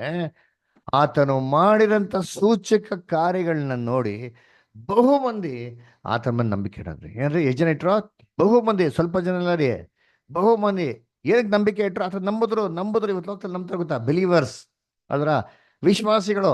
ಆತರ ಅನೇಕ ಜನಗಳು ನಂಬಿದ್ರು. ಏನಕ್ಕಪ್ಪ ನಂಬಿದ್ರು ಅಂದ್ರೆ ಒಂದೇ ಕಾರಣ, ಆತನು ಮಾಡಿದಂತ ಸೂಚಕ ಕಾರ್ಯಗಳು. ಇವತ್ತು ಕೂಡ ನೋಡ್ತೀನಿ, ಏನು ಸೂಚಕ ಕಾರ್ಯ, ಮಿರಾಕಲ್ ಮೀಟಿಂಗ್ ಮಾಡ್ತಾನೆ, ಎಷ್ಟು ಜನ ಬರ್ತಾರೆ? ಲಕ್ಷಾಂತರ ಜನಗಳು ರೀ. ಅದರ ಬೆನಿಹಿನ್ ಪಾಲ್ ದಿನಾಕರ್ ಮೀಟಿಂಗ್ ಮಾಡೋದು ಏನ್ರಿ, ಏನು ಲಕ್ಷಾಂತರ ಜನಗಳು ತುಂಬಿಕೊಡ್ತಾರೆ. ಮೋಸ ಯಾಕೆ? ಅದ್ಭುತ ಆಗ್ತದೆ, ಸೂಚಕ ಕಾರ್ಯಗಳಾಗ್ತದೆ ಅಲ್ವರಾ? ಏನ್ರಿ, 1000 ಜನ ಬರ್ತಾರೆ. ಅದೇ ತರ ಯೇಸು ಕ್ರಿಸ್ತನ ಕಾಲದಲ್ಲಿ ಕೂಡ ಬಂದ್ರಂತೆ. ಇವೆಲ್ಲ ಯೇಸು ಕ್ರಿಸ್ತನ್ ಏನ್ ಮಾಡಿದ್ರು? ನಂಬಿದ್ರು. ವಾಕ್ಯ ಬರ್ಕೊಳ್ಳಿ, ನಂಬಿದ್ರು ಅಂತ ಹೇಳ್ತಾರೆ ಅದರ. ಆದ್ರೆ ಯೇಸು ಕ್ರಿಸ್ತ ಇವ್ರು ನಂಬುದ್ರಾ? ಮುಂದಕ್ಕೆ ಓದಿ ಬದರಿ, ಇವಾಗ ನೆಕ್ಸ್ಟ್ ಹೇಳ್ತಾರೆ, ಓದಿ ಬದರ. ಆದರೆ ಯೇಸು ಎಲ್ಲರನ್ನೂ ಬಲ್ಲವನಾದ್ದರಿಂದ ಅವರಿಗೆ ವಶವಾಗಲಿಲ್ಲ. ನೋಡ್ರ, ಯೇಸು ಕ್ರಿಸ್ತ ಇವ್ರ ಬಗ್ಗೆ ಎಲ್ಲ ಚೆನ್ನಾಗಿ ಗೊತ್ತಿತ್ತು, ಆದ್ರಿಂದ ಯೇಸು ಕ್ರಿಸ್ತ ಇವ್ರಿಗೆ ವಶವಾಗಲಿಲ್ಲ. ಯೇಸು ಕ್ರಿಸ್ತ ಇವ್ರನ್ನ ನಂಬಿದ್ದು ಇಲ್ಲ. ಇವ್ರು ನಂಬಿದ್ರು, ಯೇಸು ಕ್ರಿಸ್ತ ನಂಬಲಿ ಆಗುತ್ತಾ? ಯೇಸು ಕ್ರಿಸ್ತ ಚೆನ್ನಾಗಿ ಗೊತ್ತಿತ್ತು. ಇವ್ರು ಏನಕ್ಕೆ ನಂಬ್ತಾವ್ರೆ? ಬೆನಿಫಿಟ್, ಅದ್ಭುತಗಳಿಗೆ, ಸೂಚಕ ಕಾರ್ಯಗಳಿಗೋಸ್ಕರ ನಂಬ್ತಾರದು ಅಷ್ಟೇ ಹೊರ್ತು ಏನ್ರಿ ನಿಜವಾಗ್ಲೂ ಒಂದು ದೇವ್ರ ಮೇಲೆ ಪ್ರೀತಿಯಿಂದ ನಂಬ್ತಾ ಇಲ್ಲ ಅಂದ್ಬಿಟ್ಟು ಕ್ರಿಸ್ತನ್ಗೆ ಚೆನ್ನಾಗಿ ಗೊತ್ತಿರೋದ್ರಿಂದ ಕ್ರಿಸ್ತನು ಇವ್ರನ್ನ ನಂಬಲೇ ಇಲ್ಲ. ಯೋಚನೆ ಮಾಡ್ರಿ ಅಂತೀನಿ. ಇದೇ ಜನಗಳು ಯೇಸು ಕ್ರಿಸ್ತನ ಮಾಡೋದು ಶಿಲ್ವೆಗೆ ಹಾಕಿದ್ರೆ ಇಲ್ವಾ? ಪಿಲಾತ್ಮನ ಹೇಳ್ತಾರೆ, ಸಾಯಿಸಿ ಶಿಲ್ವೆಗೆ ಹಾಕಿ ಅಂತಂದಂತೆ. ಇವರೆಲ್ಲ ಬಂದಿದ್ದು ಏನಕ್ಕಪ್ಪ ಅಂತಂದ್ರೆ ಏನ್ರಿ ಅದ್ಭುತಗಳಿಗೆ. ಇದೇ ತರ ನಾವಾಗಿ ನೋಡೋದ ಲೋಕಲಿ ಏನ್ರಿ, ಸಾವಿರಾರು ಜನರು ಒಬ್ಬರ ಮೇಲೆ ಒಬ್ರು ತುಳಿಯಂತ ರೀತಿಲಿ ಬಂದ್ರು ಅಂತ ನೋಡಲ್ಲ. ಇಷ್ಟು ಜನಗಳು ಬಂದ್ರಲ್ಲ, ಇಷ್ಟು ಜನಗಳನ್ನ ನೋಡ್ಬಿಟ್ಟು ಕ್ರಿಸ್ತನ್ ಏನ್ ಕಂಡೀಷನ್ ಹೇಳ್ತಾರೆ ಓದ ನೋಡ್ತೀವಿ. ಲೂಕ 14ನೇ ಅಧ್ಯಾಯ 25-27 ಓದಿ. ಬಹು ಜನರು ಗುಂಪು ಗುಂಪಾಗಿ ಯೇಸುವಿನ ಸಂಗಡ ಹೋಗುತ್ತಾ ಇರಲು ಆತನು ತಿರುಗಿಕೊಂಡು ಅವರಿಗೆ ಹೇಳಿದನೆಂದರೆ, ಯಾವನಿಗಾದರೂ ನನ್ನ ಬಳಿಗೆ ಬಂದು ತನ್ನ ತಂದೆ ತಾಯಿ, ಹೆಂಡತಿ, ಮಕ್ಕಳು, ಅಣ್ಣ ತಮ್ಮಂದಿರು, ಅಕ್ಕ ತಂಗಿಯರು ಇವರನ್ನು ತನ್ನ ಪ್ರಾಣವನ್ನು ಸಹ ಹಾಗೆ ಮಾಡದಿದ್ದರೆ ಅವನು ನನ್ನ ಶಿಷ್ಯನಾಗಿರಲಾರನು. ಯಾವನಾದರೂ ತನ್ನ ಶಿಲುಬೆಯನ್ನು ಹೊತ್ತುಕೊಂಡು ನನ್ನ ಹಿಂದೆ ಬಂದ ಹೊರತು ಅವನು ನನ್ನ ಶಿಷ್ಯನಾಗಿರಲಾರನು. ನೋಡೋದ ಕರ್ತನಲ್ಲಿ ಪ್ರೀತಿ ಅಂತ ಸಗಳ ಎಷ್ಟು ಕ್ಲಿಯರ್ ಆಗಿ ಹೇಳ್ತಾರೆ. ಕರ್ತನಲ್ಲಿ ಪ್ರೀತಿ ಅಂತ ಸಗಳ ಬಹು ಜನರು ಗುಂಪು ಗುಂಪಾಗಿ ಯೇಸುವಿನ ಸಂಗಡ ಹೋಗ್ತಾ ಇರ್ಬೇಕಾರೆ ಯೇಸು ಕ್ರಿಸ್ತ ನಿಂತು ಬಿಟ್ಟು ತಿರುಗಿ ಅವ್ರಿಗೆ ಹೇಳ್ತಾರೆ ಏನಂತಂದ್ರು, ಯಾವನಾದ್ರೂ ನನ್ನ ಬಳಿಗೆ ಬಂದರೆ, ಅದರ ಬರ್ಬೇಕು ಅಂದ್ರೆ ನನ್ನ ಶಿಷ್ಯನಾಗ್ಬೇಕು ಅಂದ್ರೆ ಏನಪ್ಪ ಮಾಡ್ಬೇಕು, ನನ್ನ ಜೊತೆಗೆ ಬಂದ್ಬಿಡೋದಲ್ಲ ನೀನು, ಸುಮ್ಮನೆ ನನ್ನ ವಿಶ್ವಾಸ ಬರ್ಬಿಟ್ರೆ ಆಗಲ್ಲ. ಏನ್ ಮಾಡ್ಬೇಕು ಅಂತ ಹೇಳ್ತಾರೆ, ಏನ್ ಮಾಡ್ಬೇಕು ಅಂತ ಹೇಳ್ತಾರೆ, ತನ್ನ ಹೆಂಡತಿ, ಮಕ್ಕಳು, ತಂದೆ ತಾಯಿ, ಅಣ್ಣ ತಮ್ಮ, ಅಕ್ಕ ತಂಗಿ ಇವನ್ನೆಲ್ಲರನ್ನೂ ಹಾಗೆ ಮಾಡಿದ್ರೆ ನಾನು ಶಿಷ್ಯನಾಗೋದಕ್ಕೆ ಸಾಧ್ಯ ಅಂತ ಹೇಳ್ತಾರೆ. ಹಂಗಾರೆ ಏನೋ ಹಾಗೆ ಮಾಡ್ಬೇಕು ಅಂದ್ರೆ ಬದಲು ಏನಂಗಾರೆ ಎಲ್ಲ ದ್ವೇಷ ಮಾಡ್ಬೇಕಾ, ಎಲ್ಲ ಬಿಟ್ಕೊಂಡ್ಬಿಡ್ಬೇಕಾ, ನಾವು ಏನೋ ಅನಾಥಾಶ್ರಮ ಸೇರ್ಬಿಡ್ಬೇಕಾ, ಏನ್ರಿ ನಾವು ಸನ್ಯಾಸಿಗಳ ಬಿಡ್ಬೇಕಾ? ಅಂದ್ರೆ ಇಲ್ಲ ರೀ. ಇಲ್ಲಿ ಯೇಸು ಕ್ರಿಸ್ತು ಏನ್ರಿ ದ್ವೇಷ ಮಾಡ್ಬೇಕು ಅಂತ ಹೇಳಿಲ್ಲ ರೀ. ಹಾಗೆ ಮಾಡ್ಬೇಕು ಅಂದ್ರೆ ಈ ಪದದ ಅರ್ಥ ಏನಪ್ಪಾ ಅಂತಂದ್ರೆ, ಎಲ್ಲಾರ್ಕಿಂತ ಜಾಸ್ತಿ ಅಧಿಕವಾಗಿರೋಂಥ ಪ್ರೀತಿ ನಮ್ಮ ಕರ್ತನ್ಗೆ ಕೊಡ್ತಿದ್ರೆ ಶಿಷ್ಯನಾಗೋದಿಕ್ ಸಾಧ್ಯನೇ ಇಲ್ಲ ಅಂತ. ಅಂದ್ರೆ ಏನರ್ಥ, ಅರ್ಥ ಎಲ್ಲಾರ್ಕಿಂತ ಮುಖ್ಯತ್ವ ಜಾಸ್ತಿ ನಮ್ಮ ಕರ್ತನ್ ಕೊಡ್ಲ ಅಂದ್ರೆ ಅರ್ಥ ಏನೋ ಅಂದ್ರೆ, ಕರ್ತನಲ್ಲಿ ಪ್ರೀತಿ ಅಂತ ಸೊಗಳೆ ನಮ್ಮ ಜೀವಿತದಲ್ಲಿ ಎಷ್ಟೋ ಒಂದು ವಿಚಾರಗಳಲ್ಲಿ, ಎಷ್ಟೋ ಒಂದು ಮಾರ್ಗದಲ್ಲಿ ನಮಗೂ ಮತ್ತೆ ನಮ್ಮ ಒಂದು ಮಾನಸಿಕವಾಗಿರೋಂಥ ಅನೇಕ ವಿಚಾರಗಳಿಗೆ ಕಾನ್ಫ್ಲಿಕ್ಟ್ ಆಗ್ತಾರೆ. ಕಾನ್ಫ್ಲಿಕ್ಟ್ ಅಂತಂದ್ರೆ ಅನೇಕ ದೇವ್ರ ವಿಚಾರಗಳಿರ್ತಾರೆ ಅಲ್ವರ. ಆ ಸಂದರ್ಭಗಳಲ್ಲಿ ನಾವೇನ್ರಿ ದೇವ್ರಿಗೆ ಮುಖ್ಯತ್ವ ಕೊಡ್ತೀರಾ ಅಥವಾ ನಮ್ಮ ಲೋಕದ ವಿಚಾರಗಳಿಗೆ ಮುಖ್ಯತ್ವ ಕೊಡ್ತೀರಾ ಅಂತೇನ್ರಿ ಇಂಪಾರ್ಟೆಂಟ್ ಅಲ್ವರ. ಉದಾಹರಣೆಗೆ ಏನ್ರಿ, ಇವಾಗ ನಮ್ಗೊಂದು ಬರ್ತಡೇ ಇರ್ತೈತಿ ಅದರ ಫ್ಯಾಮಿಲಿ ಫಂಕ್ಷನು ಹೋಗ್ಲೇಬೇಕು ಅಲ್ವರ. ಆದ್ರೆ ಅದೇ ಟೈಮ್ಗೆ ದೇವರ ವಾಕ್ಯ ಕೇಳೋದಕ್ಕೆ ಬೈಬಲ್ ಸ್ಟಡಿ ಇರ್ತಾರೆ. ನಾವು ಯಾವ್ದು ಮುಖ್ಯತ್ವ ಕೊಡ್ತೀರಿ? ನಮ್ಮ ಜೀವಿತದಲ್ಲಿ ಏನ್ರಿ ನಾವು ಕರ್ತನ್ಗಿಂತ ಅಧಿಕವಾಗಿ ಈ ಥರ ಒಂದು ಪಾರ್ಟಿ ಫಂಕ್ಷನ್ ಸೆಲಿಬ್ರೇಷನ್ಸ್, ನಮ್ಮ ಒಂದು ಔಟಿಂಗು, ಅದರ ಈಟಿಂಗು, ನಮ್ಮ ಇದಕ್ಕೆ ಮುಖ್ಯತ್ವ ಕೊಟ್ರೆ ಏನ್ರಿ ಕರ್ತನ್ಗೆ ಮುಖ್ಯತ್ವ ಕೊಡ್ದಿರ್ಬೇಕಾರೆ ಅವಾಗೇನಪ್ಪ ಅರ್ಥ ಅಂತಂದ್ರೆ, ನಾನು ನನ್ನ ಕರ್ತನ್ಗಿಂತ ಅಧಿಕವಾಗಿ ಇವನ್ನೆಲ್ಲ ಏನ್ ಮಾಡ್ತೀನಿ, ಪ್ರೀತಿ ಮಾಡ್ತಾ ಇದ್ದೀನಿ ಅಂತ ಬಿಟ್ಟು. ಅದೇ ಹೇಳ್ತಾ ಇರೋದು, ಎಲ್ಲಕ್ಕಿಂತ ಮುಖ್ಯತ್ವ ಯಾವ್ದು ಕೊಡ್ಬೇಕು, ಇದು ಕೊಡ್ಬೇಕು ಅಂತ ಹೇಳ್ತಾರೆ. ಫಸ್ಟ್ ಪ್ರಿಫರೆನ್ಸ್ ಇದು ಕೊಡಿ ಅಲ್ವರ, ಮಿಕ್ಕಿದ್ದು ನೆಕ್ಸ್ಟ್ ಅಂತ ಹೇಳ್ತಾರೆ. ಈ ತರ ಯಾರು ಮಾಡಿದಿಲ್ವೋ ಅವ್ರು ಶಿಷ್ಯನಾಗೋದಿಕ್ಕೇನಿಲ್ಲ ಸಾಧ್ಯ. ಹಂಗ ಏನ್ ಮಾಡ್ಬೇಕು ಅಂದ್ರೆ ತ್ಯಾಗ ಮಾಡಬೇಕು. ನಮ್ಮ ಜೀವಿತದಲ್ಲಿರೋಂಥ ಅನೇಕ ವಿಚಾರಗಳನ್ನ ಕ್ರಿಸ್ತನ್ಗೋಸ್ಕರ ಮಾಡ್ಕೊ ಬಿಟ್ಕೊಡ್ಬೇಕು. ಅದನ್ನೇ ಶಿಲ್ಬೆ ಎತ್ಕೊಂಡು ಹೋಗೋದು. ಅದಕ್ಕೆ ಸಿಕ್ಕಿಸೋದು ತನ್ನನ್ನು ತಾನೇ ನಿರಾಕರಿಸಿ ಯಾವ ಶಿಲ್ಬೆ ಎತ್ಕೊಂಡು ನಾನು ಹಿಂದೆ ಬರಲ್ವೋ ಶಿಷ್ಯನಾಗೋದಿಕ್ಕೆ ಸಾಧ್ಯ ಇಲ್ಲ. ತನ್ನನ್ನು ತಾನೇ ನಿರಾಕರಿಸ್ಬೇಕ್ರಿ. ಏನ್ರಿ ನಿರಾಕರಿಸ ಅಂದ್ರೆ, ನಮಗಿರೋಂಥ ಆಸೆ ಆಕಾಂಕ್ಷೆಗಳೆಲ್ಲ ಐತಲ್ಲ, ಎಷ್ಟೋ ಒಂದು ಕಮಿಟ್ಮೆಂಟ್ ಇದೆಲ್ಲ, ಇದೆಲ್ಲ ಒಂದು ಬಿಟ್ಕೊಡ್ಬೇಕು. ಕರ್ತನ್ಗಾಗಿ ಬಿಟ್ಕೊಡಕ್ಕೆ ಏನಾಗಿರ್ಬೇಕು, ರೆಡಿಯಾಗಿರ್ಬೇಕು. ನೆಕ್ಸ್ಟ್ ಶಿಲ್ಬೆ ಎತ್ಕೊಬೇಕು. ಶಿಲ್ಬೆ ಎತ್ಕೊಂಡ್ಬೇಕಾದ್ರೆ ಏನರ್ಥ, ಎಷ್ಟೋ ಜನ ಮಾಡ್ತಾರೆ, ಕ್ರೈಸ್ತವರು ಡಾಲರ್ ಹಾಕೊಂಡ್ಬಿಡ್ತಾರೆ, ಕ್ರಾಸ್. ಇಲ್ಲಾಂದ್ರೆ ನಮ್ಮ ಫಾದರ್ಗಳು ಹಿಂದೆ ಬಟ್ಟೆ ಮೇಲೆ ದೊಡ್ಡ ಕ್ರಾಸ್ ಹಾಕೊಂಡ್ಬಿಡುದು, ಕ್ಯಾರಿಂಗ್ ದ ಕ್ರಾಸ್. ಅದೆಲ್ಲ ರೀ ಕ್ಯಾರಿಂಗ್. ಹಿಂಗೆ ಕೆಲವು ಜನ ಲಿಟರಲ್ ಆಗಿ ಎರಸಮ್ಗೆ ಹೋಗ್ಬಿಡ್ತಾರೆ. ಅದರ ಅಲ್ಲಿ ಯೇಸು ಹೋದಲ್ಲ, ಆ ಜಡೆಲ್ಲ ಒಂದು ಶಿಲ್ಬೆ ಎತ್ಕೊಂಡು ಹೋಗ್ಬಿಡೋದು. ನೋ, ಕ್ಯಾರಿಂಗ್ ದ ಕ್ರಾಸ್ ಅನ್ನ ಏನು ರಿಸ್ಕ್, ಜವಾಬ್ದಾರಿ, ಒತ್ತಡ. ಯಾರಿಗೋಸ್ಕರ? ನಮ್ಮ ಸ್ವಂತಕ್ಕೋಸ್ಕರ ಅಲ್ಲ, ದೇವ್ರಿಗೋಸ್ಕರ, ಸತ್ಯಕ್ಕೋಸ್ಕರ ಮಾಡೋರಾಗಿರ್ಬೇಕ್ರಿ. ಎಷ್ಟೋ ಜನ ಏನ್ ಮಾಡ್ತಾರೆ, ಇದನ್ನ ತಪ್ಪಾದ ರೀತಿಲಿ ಕೂಡ ಅರ್ಥ ಮಾಡ್ಕೊಂಡ್ಬಿಡ್ತಾರೆ. ಶಿಲ್ಬೆ ಎತ್ಕೊಬೇಕು, ನೀನು ಅಯ್ಯೋ ನಾವು ದೇವ್ರಿಗೋಸ್ಕರ ಏನ್ ಮಾಡ್ಬೇಕು, ಎಷ್ಟೋ ಕೆಲಸಗಳು ಮಾಡ್ಬೇಕು ಅಂತ ಏನ್ ಮಾಡ್ಬಿಡೋದು, ಹೋಮ್ ಫಾರ್ ದ ಏಜ್ ಮಾಡೋದು, ಅದರ ಅನಾಥಾಶ್ರಮ ಕಟ್ಟೋದು, ಬಡ ಮಕ್ಳಿಗೆ ಏನ್ ಮಾಡೋದು, ಅನ್ನದಾನ ಅಂತೆ, ಅದರ ಅವ್ರಿಗೆ ಸ್ಕೂಲ್ಗಳು ಕಟ್ಟೋದು, ಆರ್ಫನೇಜ್ಗಳು ಕಟ್ಟೋದು, ಹಾಸ್ಪಿಟ್ಲ್ ಕಟ್ಟೋದು, ಇವೆಲ್ಲ ಮಾಡ್ತಾರೆ.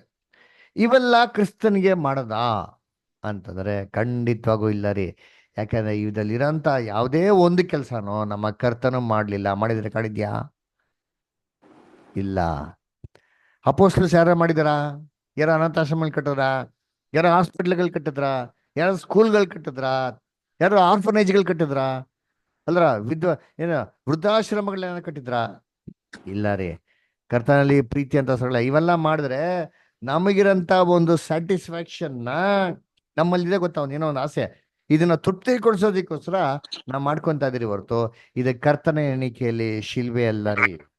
ಶಿಲ್ಬೆ ಅಂದ್ರೆ ಏನಪ್ಪಾ ಅಂತಂದ್ರೆ ಕರ್ತನಲ್ಲಿ ಪ್ರೀತಿ ಅಂತ ಸರೋಸಗಳೇ ಏನ್ರಿ, ನಮ್ಮ ಜೀವಿತದಲ್ಲಿ ನನಗೆ ತುಂಬಾ ಅತಿ ಅಮೂಲ್ಯವಾಗಿರೋದು ಕರ್ತನಿಗೆ ಬಿಟ್ಕೊಡೋದು. ಇದಕ್ಕೆ ಬೆಸ್ಟ್ ಎಕ್ಸಾಂಪಲ್ ಯಾರಪ್ಪ ಅಂದ್ರೆ ನಮ್ಮ ಜೀಸಸ್ ಕ್ರಿಸ್ಟ್ ಎಕ್ಸಾಂಪಲ್ ನೋಡೋಣ ನೋಡಿರ್ತೀನಿ. ಅವ್ರು ಹೇಗ್ ಮಾಡಿದ್ರು ಇದು, ಅವ್ರು ಹೇಗ್ ಮಾಡಿದ್ರು ಇದೇ ಪ್ರಕಾರ ನಾವು ಮಾಡಿದ್ರೆ ಮುಗೀತೀರಿ. ಇಷ್ಟೇ ಸಿಂಪಲ್ ರೀ, ಏನಿಲ್ಲ. ನಮ್ಗೆ ಏನ್ ಯಾರು ಎಕ್ಸಾಂಪಲ್ ಇಲ್ಲ. ಜೀಸಸ್ ಕ್ರಿಸ್ಟ್ಗೆ ಎಕ್ಸಾಂಪಲ್ ಜೀಸಸ್ ಕ್ರಿಸ್ಟ್, ಯಾಕಂದ್ರೆ ಅವ್ರು ಫಸ್ಟ್ ನಡೆದಿನ ರೋಲ್ ಮಾಡಿಬಿಟ್ಟು. ಹಂಗಾರೆ ಅವ್ರು ಏನ್ ಮಾಡಾರಪ್ಪ, ಅವ್ರು ಏನ್ ತ್ಯಾಗ ಮಾಡಿದ್ರು ಅದನ್ನ ನೋಡ್ಕೊಂಡ್ರೆ ನಾವ್ ಏನ್ ತ್ಯಾಗ ಮಾಡಿದ್ರು ನಮ್ಗೇನಾಗ್ತದೆ ಕ್ಲೀನಾಗಿ ಗೊತ್ತಾಗ್ಬಿಡ್ತಾರೆ. ನೋಡಿ, ಯೇಸು ಕ್ರಿಸ್ತು ಹೆಂಗಿದ್ರು, ಒಬ್ಬ ಪರಿಪೂರ್ಣವಾಗಿರೋಂಥ ಮನುಷ್ಯ. ನೋಡಿ ಚಾಟಲ್ ನೋಡ್ತಿಲ್ಲ, ಪರಿಶುದ್ಧವಾಗಿ ಪರಿಪೂರ್ಣ ಅಂತ ಮನುಷ್ಯನಾಗಿ ಏನಾಗಿದ್ರು ಇದ್ರು. ಅದರ ಅವ್ರು ಯಾವಾಗ ದೀಕ್ಷಾಸ್ನಾನ ತಗೊಂತಾರೋ ದೇವರ ದೃಷ್ಟಿಯಲ್ಲಿ ಒಂದೇನಂತಾರೆ, ಒಂದು ಉನ್ನತವಾಗಿರೋಂಥ ಒಂದು ಸ್ಥಿತಿಗೆ ಬರ್ತಾರೆ. ಅಂದ್ರೆ ಏನು, ಯೇಸು ಕ್ರಿಸ್ತು ಒಬ್ಬ ಪರಿಪೂರ್ಣವಾದಂಥ ಮನುಷ್ಯ. ಅವ್ರ ಮನ್ಸು ಮಾಡಿದ್ರೆ ಆದಾಮ್ ತರಾನೇ ಭೂಲೋಕದಲ್ಲಿ ಸಂತೋಷವಾಗಿರ್ಬೇಕಾಯ್ತು.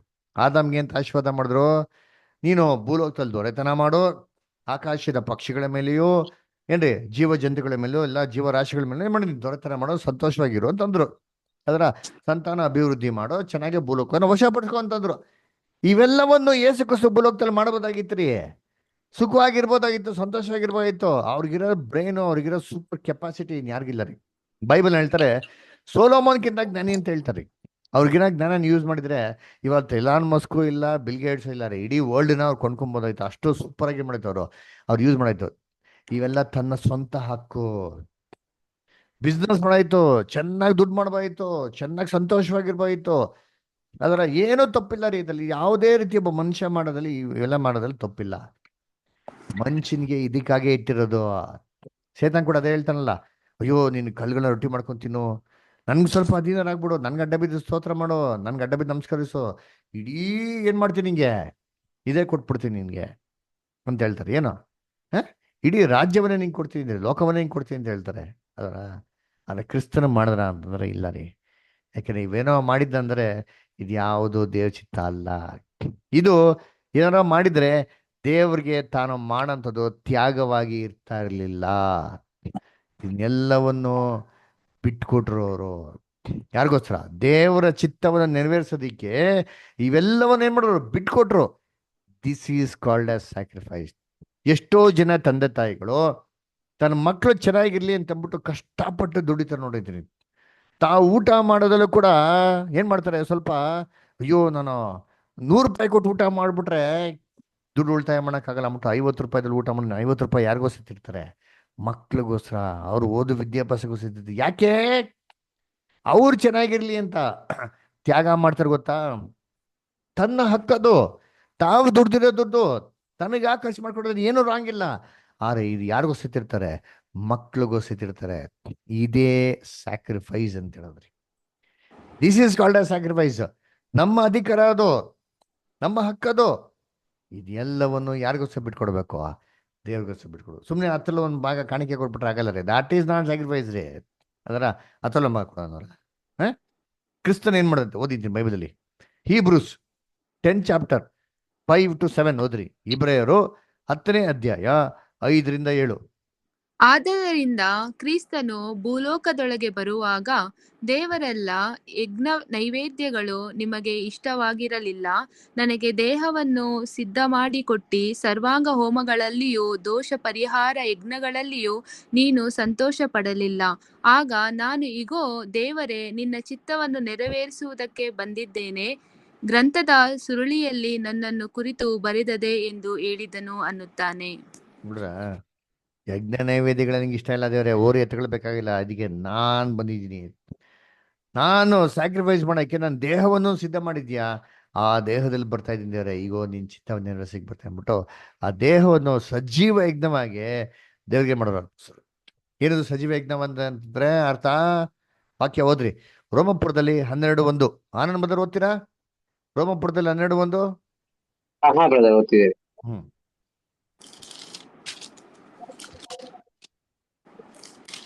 ಆದ್ದರಿಂದ ಸಹೋದರರೇ, ದೇವರ ಕನಿಕರವನ್ನು ನಿಮ್ಮ ನೆನಪಿಗೆ ತಂದು ನಿಮ್ಮನ್ನು ಬೇಡಿಕೊಳ್ಳುವುದೇನೆಂದರೆ, ನೀವು ನಿಮ್ಮ ನಿಮ್ಮ ದೇಹಗಳನ್ನು ದೇವರಿಗೆ ಮೀಸಲಾಗಿಯೂ ಮೆಚ್ಚಿಗೆಯಾಗಿಯೂ ಇರುವ ಸಜೀವ ಯಜ್ಞವಾಗಿ ಅರ್ಪಿಸಿರಿ. ಇದೇ ನಿಮ್ಮ ವಿವೇಕಪೂರ್ವಕವಾದ ಆರಾಧನೆಯು. ನೋಡ್ರ ಏನ್ ಹೇಳ್ತಾರೆ? ಸಹೋದರರೇ, ನಿಮ್ಮ ಹತ್ರ ಬೇಡ್ಕೊಳೋದ್ರಿಂದ ಏನಪ್ಪಾ ಅಂತಂದ್ರೆ, ನಿಮ್ಮ ನಿಮ್ಮ ದೇಹಗಳನ್ನ ಸಜೀವ ಯಜ್ಞವಾಗಿ ಅರ್ಪಿಸ್ರಿ ಅಂತ. ಇದೇ ನೀವು ಮಾಡೋದ್ರ ಬುದ್ಧಿ ಉಳ್ಳ ಆರಾಧನೆ ಅಂತ ಹೇಳ್ತಾರೆ. ನೋಡ್ರೆ ಆರಾಧನೆ ಎಷ್ಟು ಚೆನ್ನಾಗೈತೆ. ಹೇಳ್ತಿದ್ದಾರೆ, ಅದು ಕೂಡ ತೊಗೊಂಡು ಮುಂದೆ ಬರೋದಿನ ಹೇಳೋದು. ಏನಪ್ಪ ನಿಜವಾದ ಆರಾಧನೆ? ಕೈ ತಟ್ಟಿ ಚಪ್ಪಾಳೆ ತರ್ಬಿಟ್ಟು ಅಲ್ಲಿ ಆಮೇಲೆ ಸ್ತೋತ್ರ ಅಂತ ಹೇಳೋದ ಅಂದ್ರೆ ಇಲ್ಲ. ಏನ್ ಹೇಳ್ತಾರೆ ನೋಡಿ, ಬುದ್ಧಿ ಉಳ್ಳ ಆರಾಧನೆ ಅಂದ್ರೆ ನಿಮ್ಮ ದೇಹವನ್ನು ಸಜೀವ ಯಜ್ಞವಾಗಿ ಅರ್ಪಿಸೋದು. ಏನು ಸಜೀವ ಯಜ್ಞವಾಗಿ ಅರ್ಪಿಸೋದು ಅಂದ್ರೆ, ನಮ್ಮ ದೇಹನ ಕರ್ತನಲ್ಲಿ ಪ್ರೀತಿ ಅಂತ ಹೇಳಿ ಜೀವಂತವಾಗಿರ್ಬೇಕಾದ್ರೆ ನಮ್ಮ ದೇಹ ಇದೆಯಲ್ಲ, ಇದನ್ನೇ ಮಾಡ್ಬೇಕು? ದೇವ್ರಿಗೋಸ್ಕರ ಏನ್ರಿ ಸಾಕಿರ್ಬೇಕು. ಏನ್ರಿ ಸತ್ತೋಗ್ಬಿಡೋದಲ್ಲ, ಟ್ರೈನಿಗೆ ಹೋದ ತಲೆ ಕೊಟ್ಬಿಡೋದಲ್ಲ, ಬಾವಿಲಿ ಬಿದ್ದೋಗ್ಬಿಡೋದಲ್ಲ, ಸತ್ತೋಗ್ಬಿಡ್ತಿದ್ರೆ ನೀವು ಸಾಕ್ತೀನಿ ತಗೋ ಸತ್ತೋಗ್ಬಿಡ್ತೀನಿ, ಸಾವು ಮಾಡ್ಕೊಂಬಿಡೋದಲ್ಲ, ಸೂಸೈಡ್ ಮಾಡ್ಕೊಳೋದಲ್ಲ ರೀ. ಜೀವಂತವಾಗಿರ್ಬೇಕಾದ್ರೆ ಏನ್ರಿ ನಮ್ಮ ಜೀವಿತ ತ್ಯಾಗಮಯವಾದಂಥ ಜೀವಿತವಾಗಿರ್ಬೇಕು. ಎಲ್ಲವನ್ನೂ ದೇವ್ರಿಗೋಸ್ಕರ ಬಿಟ್ಕೊಡಕ್ಕೆ ಏನಾಗಿರ್ಬೇಕು? ಸಿದ್ಧವಾಗಿರ್ಬೇಕ್ರಿ. ಅದನ್ನೇ ಯೇಸು ಕ್ರಿಸ್ತ ಹೇಳೋದು, ತಂದೆ ತಾಯಿ ಅಣ್ಣ ತಮ್ಮ ಅಕ್ಕ ತಂಗಿ ಹೆಂಡತಿ ಮಕ್ಕಳು ಸ್ವತಃ ನಿನ್ ಜೀವನ ಬಿಟ್ಕೊಡಕ್ಕೆ ಜೀಯಕ್ಕಂದ ಅಂತ ಕೇಳ್ತಾರೆ. ಹೌದು ಕರ್ತನೆ ಅಂತಂದ್ರೆ ನಾವೇ ಅವಾಗ ಏನಾಗೋದು? ಕ್ರಿಸ್ತನ ನಿಜವಾದ ಶಿಷ್ಯನಾಗೋದಕ್ಕೆ ಲಾಯಕ್ಕು. ಅದೇ ತನ್ನನ್ನು ತಾನೇ ನಿರಾಕರಿಸೋದು, ಶಿಲ್ಬೆ ಎತ್ಕೊಳೋದು. ಕ್ರಿಸ್ತನ್ಗಾಗಿ ಏನ್ರಿ ಮಾಡೋದು ನಾವು ಅವ್ರ ಹೆಜ್ಜೆ ಜಾಡೆ ನಡೆದ್ರಿ. ಯೋಚನೆ ಮಾಡ್ರಿ, ಯೇಸು ಕ್ರಿಸ್ತು ಎಷ್ಟು ಮನ್ಸು ಮಾಡಿದ್ರೆ ಎಷ್ಟು ದುಡ್ಡು ಮಾಡ್ಬೋದಿತ್ತು? ಮಾಡಿದ್ರಾ? ದುಡ್ಡು ಮಾಡಬಾರ್ದು ಅಂತಲ್ಲ, ದುಡ್ಡು ಮಾಡೋದು ತಪ್ಪು ಅಂತಲ್ಲ ರೀ. ಅದೇ ಯೇಸು ಕ್ರಿಸ್ತು ಮಾಡಿದ್ರ ಅಂದರೆ ಇಲ್ಲ, ಇದನ್ನ ದೇವ್ರಿಗೋಸ್ಕರ ಏನ್ ಮಾಡಿದ್ರು? ಬಿಟ್ಕೊಟ್ರು. ಯಾಕಂದ್ರೆ ಮಾಡೋಂಥದ್ದು ಎಷ್ಟೋ ವಿಚಾರಗಳಿತ್ತು. ತನ್ನನ್ನು ತಾನೇ ರ್ಯಾನ್ಸಮ್ ಆಗಿ ಕೊಡೋದು ತುಂಬ ಇಂಪಾರ್ಟೆಂಟ್ ಆಗಿತ್ತು. ಅದರ ಇಮ್ಯಾಜಿನ್ ಮಾಡ್ರಿ, ಇವತ್ತು ನಾವು ಇಲ್ಲಿಂದ ಚೆನ್ನೈಗೆ ಹೋಗ್ಬೇಕ್ರಿ. ಚೆನ್ನೈಗೆ ಹೋಗೋದು ಉದಾಹರಣೆಗೆ, ಸ್ಯಾಕ್ರಿಫೈಸ್ಗೆ ಒಂದು ಎಕ್ಸಾಂಪಲ್. ಅದರ ಏನಪ್ಪ ಅಂದರೆ, ಇಲ್ಲಿಂದ ನಾವು ಮೈಸೂರಿಗೆ ಹೋಗಿ ತೊಳಿ ಅದು ಚೆನ್ನೈಗೆ ಹೋಗ್ಬೇಕಂತ ತೊಳಿ ಅವಾಗ ನಮ್ಗೆ ಹೋಗೋದಕ್ಕೆ ಬೇಜಾನ್ ಆಪ್ಷನ್ಸ್ ಇದೆ. ಫ್ಲೈಟಲ್ಲಿ ಹೋಗ್ಬೋದು, ಬಸ್ಸಲ್ಲಿ ಹೋಗ್ಬೋದು, ಟ್ರೈನಲ್ಲಿ ಹೋಗ್ಬೋದು, ಸ್ವಂತ ಕಾರಲ್ಲಿ ಹೋಗ್ಬೋದು. ಇಷ್ಟೊಂದೆಲ್ಲ ಆಪ್ಷನ್ಸ್ ಇದೆ. ಒಬ್ಬ ತುಂಬ ದುಡ್ಡಿರೋಂಥ ಮನುಷ್ಯ, ನಾವೇ ಕಷ್ಟ ಬಿಡ್ಕೊಂಡು ಫ್ಲೈಟ್ ಹೋಗೋ ನಡಿಯಪ್ಪ ಅಂದ್ರೆ ಫ್ಲೈಟ್ ಬುಕ್ ಮಾಡ್ಕೊಂಡು ಹೋಗ್ತಾರೆ. ಒಂದು 10,000 ರೂಪಾಯಿ ಆಗ್ಬೋದು, ಹೋದ್ರು ಬಿಡು 10,000 ರೂಪಾಯಿ ಅಂದ್ಬಿಟ್ಟು. ಆದರೆ ಒಬ್ಬ ದೇವರಿಗೆ ನನ್ನ ದೇಹವನ್ನು ನನ್ನ ಜೀವಿತವನ್ನೇ ಸಜೀವ ಯಜ್ಞವಾಗಿ ಅರ್ಪಿಸ್ತೀನಿ ಅಂತ ಹೇಳಿದಂಥ ಮನುಷ್ಯ, ಅವನು ಪ್ಲೇನಲ್ಲಿ ಹೋಗೋದಕ್ಕಿಂತ ಮುಂಚೆ ಸ್ವಲ್ಪ ಕ್ಷಣ ಥಿಂಕ್ ಮಾಡ್ತಾನೆ. ಇಷ್ಟೊಂದು ದುಡ್ಡು ಖರ್ಚು ಮಾಡಿ ನನ್ನ ಜೀವಿತದಲ್ಲಿ ಸುಖ ಐಷಾರಾಮಾಗಿ ನಾನು ಬಳೋದಕ್ಕಿಂತ ನನಗೆ ದೇವರು ಇಷ್ಟೊಂದೆಲ್ಲ ಮಾಡಂತ ಆಶೀರ್ವಾದದಲ್ಲಿ ನಾನು ಇದನ್ನ ಸ್ವಲ್ಪ ಕಡಿತ ಮಾಡ್ಕೊತೀನಿ. ನನಗೆ ಕಷ್ಟ ಆದ್ರೂ ಪರವಾಗಿಲ್ಲ, ನನಗೆ ಸ್ವಲ್ಪ ತೊಂದರೆ ಆದ್ರೂ ಪರವಾಗಿಲ್ಲ, ನನಗೆ ಕಮ್ಮಿ ದುಡ್ಡಲ್ಲಿ ಏನು ಮಾಡ್ತೀನಿ, ನಾನು ಪ್ರಯಾಣ ಮಾಡ್ತೀನಿ. ಮಿಕ್ಕಿದಿರೋಂಥ ದುಡ್ಡನ್ನ ನಮ್ಮ ಕರ್ತನ ಒಂದು ಕೆಲ್ಸಕ್ಕಾಗಿ ಎತ್ತಿಡ್ತೀನಿ ಅಂತಂದ ಅವಾಗ ಸ್ಯಾಕ್ರಿಫೈಸ್ ಮಾಡ್ದಂಗೆ ಅಲ್ವರ. ಕರ್ತನಲ್ಲಿ ಪ್ರೀತಿ ಅನ್ನೋಗಳೇ ಏನ್ರಿ ಅವಾಗ ಏನ್ರಿ ಒಂದು ಟ್ರೈನಲ್ಲಿ ಹೋಗಿ ಬರೋಂಥ ದುಡ್ಡನ್ನ ಉಳಿತಾಯ ಮಾಡಿ ಅದನ್ನ ಕರ್ತನ್ಗಾಗಿ ಉಪಯೋಗಿಸೋದು ಏನ್ರಿ, that is called as sacrifice. ಈ ತರ ಇವತ್ತು ಲೋಕದಲ್ಲಿ ಎಷ್ಟು ಜನ ಕ್ರೈಸ್ತವ್ರು ಮಾಡ್ತಾರೆ ನೀವು ಹೇಳ್ರಿ? ತನ್ನನ್ನು ತಾನೇ ನಿರಾಕರಿಸಿ ತನಗಿರಂತ ಆಸೆ ಆಕಾಂಕ್ಷೆ ಎಲ್ಲ ಬಿಟ್ಟು ಕರ್ತನ್ಗಾಗೆ ಅಂತಂದ್ಬಿಟ್ಟು ಎಷ್ಟು ಜನ ಆಗ್ಬಿಡ್ತಾರೆ? ಬಹುಜನ ಇಲ್ವೇ ಇಲ್ಲ ರೀ. ಅದಕ್ಕೆ ಲೋಕದಲ್ಲಿ ನೋಡೋದು ದೊಡ್ಡ ಗುಂಪಿದೆ ವಿಶ್ವಾಸಿಗಳು, ಎಲ್ಲ ವಿಶ್ವಾಸ ಆಗ್ಬಿಡ್ತಾರೆ. ಏನಕ್ಕೆ? ಬೆನಿಫಿಟ್. ಯೇಸು ಕ್ರಿಸ್ತನು ಇವ್ರಿಗೆಲ್ಲ ರೀತಿ ಆಶೀರ್ವಾದ ಮಾಡೋಕೆ, ಎಲ್ಲ ರೀತಿ ಕೃಪೆ ಕೊಡ್ಬೇಕು, ದಯ ಕೊಡ್ಬೇಕು, ಎಲ್ಲಾರನ್ನೂ ನೋಡ್ಕೊಬೇಕು. ಇವ್ರು ಮಾತ್ರ ಏನೂ ಮಾಡಲ್ಲ, ದುಡ್ಡನ್ನು ಕೊಡೋದು ಬಿಟ್ಟರೆ ಬೇಕು, ಇನ್ನೇನೂ ಮಾಡಲ್ಲ ರೀ ಅಲ್ವರ. ಕಾಟೇಜ್ ಮೀಟಿಂಗ್ ಹೋಗ್ಬಿಟ್ಟು ಪ್ರೇಯರ್ ಮಾಡ್ಬಿಟ್ರು, ಬೈಬಲ್ ಓದ್ಬಿಟ್ರೆ ಆಗ್ಬಿಡ್ತದ? ಇದ ದೇವ್ರಿಗೆ ಮಾಡೋ ಸ್ಯಾಕ್ರಿಫೈಸ್? ಕರ್ತನಲ್ಲಿ ಪ್ರೀತಿ ಅಂದ್ರೆ ಅದಕ್ಕೆ ಏನ್ರಿ ಹೆಂಗ್ ಗೊತ್ತಾ ಹೇಳೋದು? ಬೈಬಲಲ್ಲಿ ಕರೆಯಲ್ಪಟ್ಟವರು ಅನೇಕ ಜನ, ಆಯಲ್ಪಟ್ಟವರು ಸ್ವಲ್ಪ ಜನ ಅಂತ ಹೇಳ್ತಾರೆ. ಯಾರು ವಾಕ್ಯ ಓದೋ ನೋಡ್ತೀನಿ, ಮ್ಯಾಥ್ಯೂ 22:14 ಓದ್ರಿ ಯಾರಾದ್ರೂ. ಮ್ಯಾಥ್ಯೂ 22:14. ಹೀಗೆ ಕರೆಯಲ್ಪಟ್ಟವರು ಬಹು ಜನ, ಆಯಲ್ಪಟ್ಟವರು ಸ್ವಲ್ಪ ಜನ ಅಂದನು. ನೋಡ್ರ, ಹೀಗೆ ಕರೆಯಲ್ಪಟ್ಟವರು, ಯೇಸು ಕ್ರಿಸ್ತನ ವಿಶ್ವಾಸ ಮಾಡೋದಕ್ಕೆ ಕರೆಯಲ್ಪಟ್ಟವರು ಬಹು ಜನ ರೀ. ಬಹು ಜನ ವಿಶ್ವಾಸ ಪಡ್ತಾರೆ. ಆದ್ರೆ ಆಯಲ್ಪಟ್ಟವರು, ಕ್ರಿಸ್ತನು ಯಾರನ್ನ ಆದುಕೊಂಡವ್ರೆ, ಕ್ರಿಸ್ತನ ಹಿಂಬಾಲಿಸೋದಿಕ್ಕೆ ಯಾರು ಬರ್ತಾರಾ? ಕಂದ ನೀನು ನಿರಾಕರಿಸ್ಬೇಕು, ಶಿಲ್ಬೆ ಎತ್ಕೊಂಡು ಹಿಂದೆ ಬರ್ಬೇಕು ಅಲ್ವರ. ಶಿಲ್ಬೆ ಎತ್ಕೊಬೇಕು, ರಿಸ್ಕ್ ಎತ್ಕೊಬೇಕು ಕ್ರಿಸ್ತನ್ಗಾಗೆ ಅಲ್ವರ. ಒಂದು 6 ಗಂಟೆಗೆ ಒಂದ್ ಕಡೆ ಪ್ರೇರಿದಪ್ಪ ಅಂದ್ರ ಬೆಳಿಗ್ಗೆ ಎದ್ದು ಎಷ್ಟು ಗಂಟೆಗೆ ಎದ್ದೇಳ್ಬೇಕು? 4-5 ಗಂಟೆಗೆಲ್ಲ ಎದ್ದು ರೆಡಿ ಆಗಿ ಟಕ್ ಅಂತ ಟೈಮ್ಗೆ ಹೋಗ್ಬೇಕು. ಎಷ್ಟು ಜನ ರೆಡಿ ಆಗಿರ್ತೀರಿ ಅಲ್ವರ? ಆಮೇಲೆ ಏನು ಯಾರಿಂದ ನಡಿಬೇಕು? ಏನ್ ನೋಡಿದ್ರೆ ಕ್ರಿಸ್ತನ ಹೆಜ್ಜೆ ಜಾಡಲಿ. ಕ್ರಿಸ್ತನ ಹೆಂಗಿದ್ರು ಭೂಲೋಕದಲ್ಲಿ ತ್ಯಾಗಮಯವಾಗಿದ್ದಲ್ಲ, ಈ ಥರ ನಮಗೆ ಪಾಲನೆ ಮಾಡಕ್ ಆಗ್ತದಾ? ಇದಕ್ಕೆ ಹೇಳೋದು, ಕರೆಯಲ್ಪಟ್ಟವರು ಅನೇಕ ಜನ, ಆಯಲ್ಪಟ್ಟವರು ಸ್ವಲ್ಪ ಜನ ರೀ. ಈ ಕಂಡೀಷನ್ಸ್ನ ಫುಲ್ಫಿಲ್ ಮಾಡೋದು ಸ್ವಲ್ಪ ಜನ. ಕರ್ತನಲ್ಲಿ ಪ್ರೀತಿ ಅನ್ನೋಗಳೇ, ನೋಡಿ, ನಾವು ಕ್ಲಾಸ್ಗೆ 150 ಜನಕ್ಕೆ ಫೋನ್ ಮಾಡ್ತೀರಿ. ಎಷ್ಟು ಜನ ಬರ್ತಾರೆ ಪಾಠ ಕೇಳಕ್ಕೆ? ವಾಕ್ಯನ ಕೇಳಬೇಕು, ವಾಕ್ಯದಲ್ಲಿ ಬೆಳಿಬೇಕು ಅಂದ್ಬಿಟ್ಟು ಎಷ್ಟು ಜನ ಬರ್ತಾರೆ? ಸ್ವಲ್ಪ ಜನ. ಅದಕ್ಕೆ ಇವತ್ತು ನಮಗೆ ಒಂದು ಪ್ರಶ್ನೆ ಏನಪ್ಪ ಅಂದ್ರೆ, ನಿಮ್ಮೆಲ್ಲರಿಗೂ, ನಾನು ವಿಶ್ವಾಸಿಯಾಗಿರ್ತೀನಾ ಅಥವಾ ಕ್ರಿಸ್ತನ ಹಿಂಬಾಲಕನಾಗಿರ್ತೀನ? ಇವತ್ತು ಲೋಕದಲ್ಲಿ ಯೇಸು ಕ್ರಿಸ್ತು ಬಂದ್ಬಿಟ್ಟು ಯಾರ್ದು ಬಂದ್ಬಿಟ್ಟು ಏನ್ರಿ ವಿಶ್ವಾಸಿಗಳಾಗಿರೋದಕ್ಕೆ ಕರೆದಿಲ್ಲ ರೀ. ಏನಕ್ಕೆ ಕರೆದ್ರು ಗೊತ್ತಾ? ಅವ್ರು ಬಂದ್ಬಿಟ್ಟು ಹಿಂಬಾಲಕರಾಗಿರೋದಕ್ಕೆ ಕರೆದಿರೋದ್ರಿ, ವಿಶ್ವಾಸಿಗಳಿರೋದಕ್ಕೆ ಕರೆದಿಲ್ಲ ರೀ. ವಿಶ್ವಾಸ ಪಟ್ಬಿಟ್ಟು ಏನ್ ಪ್ರಯೋಜನ? ಯೇಸು ಕ್ರಿಸ್ತು ನಿಜದಲ್ಲಿ ನಡೆದಿಲ್ಲ ಅಂತಂದ್ರೆ ಅಲ್ಲರ. ಅದಕ್ಕೆ ಯೇಸು ಕ್ರಿಸ್ತನ ಕಾಲದಲ್ಲಿ ಕೂಡ ಹಿಂಗಿತ್ರಿ. ಏನ್ರಿ, ಯೇಸು ಕ್ರಿಸ್ತು ಎಷ್ಟೋ ಜನಕ್ಕೆ ಅದ್ಭುತ ಮಾಡಿದ್ರು. ಒಂದ್ಸತಿ ಏನಾಗ್ತಾರೆ, ಹಿಂಗೆ ಹೋಗ್ತಾ ಇರ್ಬೇಕಾದ್ರೆ ಊರ ಆಚ ಕಡೆ ಎಲ್ಲ ಕುಷ್ಠಗಳು ನಿಂತಿದೆ. ದಾವಿದನ ಕುಮಾರನೇ, ಅಯ್ಯೋ ದಯವಿಟ್ಟು ಕಣ್ಣೆ ನೋಡ್ಸು, ಕೃಪೆ ನೋಡ್ಸು, ದಯೆ ನೋಡ್ಸು, ದಾವಿದನ ಕುಮಾರನೇ ಅಂತ ಹೇಳ್ತಾರೆ. ಅವಾಗ ಯೇಸು ಕ್ರಿಸ್ತು, ಸರಿ ಏನಪ್ಪ ಏನ್ ಬೇಕು ಅಂತ ಹೇಳ್ತಾರೆ. ಸ್ವಾಮಿ, ನಮ್ಗೆ ಕುಷ್ಠರೋಗ ಇದೆ, ವಾಸಿ ಮಾಡಿ ಅಂತ ಹೇಳ್ತಾರೆ. ಆಯ್ತಪ್ಪ, ನೀವು ಹೋಗ್ಬಿಟ್ಟು ಯೆರೂಸಲೇಮ್ಗೆ ಹೋಗ್ಬಿಟ್ಟು ಯಾಜಕಂಗೆ ನೋಡ್ಸ್ಕೊಳ್ಳಿ ಅಂತ ಹೇಳ್ತಾರೆ. ಹಿಂಗೆ ಹೋಗ್ತಾ ಇರ್ಬೇಕಾದ್ರೆ ಕುಷ್ಠರೋಗ ವಾಸಿ ಆಗ್ಬಿಡ್ತಾರೆ. ನೋಡಿರ್ತೀನಿ, ವಾಕ್ಯ ಓದ್ರಿ. ಲೂಕ 17ನೇ ಅಧ್ಯಾಯ 14ರಿಂದ 18. ಗೌತಮ್ ಬದರ್ ಓದಿ.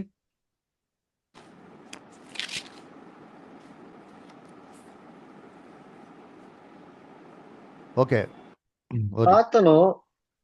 ಆತನು ಅವರನ್ನು ನೋಡಿ, ನೀವು ಹೋಗಿ ಯಾಜಕರಿಗೆ ಮೈ ತೋರಿಸಿಕೊಳ್ಳಿರಿ ಎಂದು ಹೇಳಿದನು. ಅವರು ಹೋಗುತ್ತಿರುವಾಗಲೇ ಶುದ್ಧರಾದರು.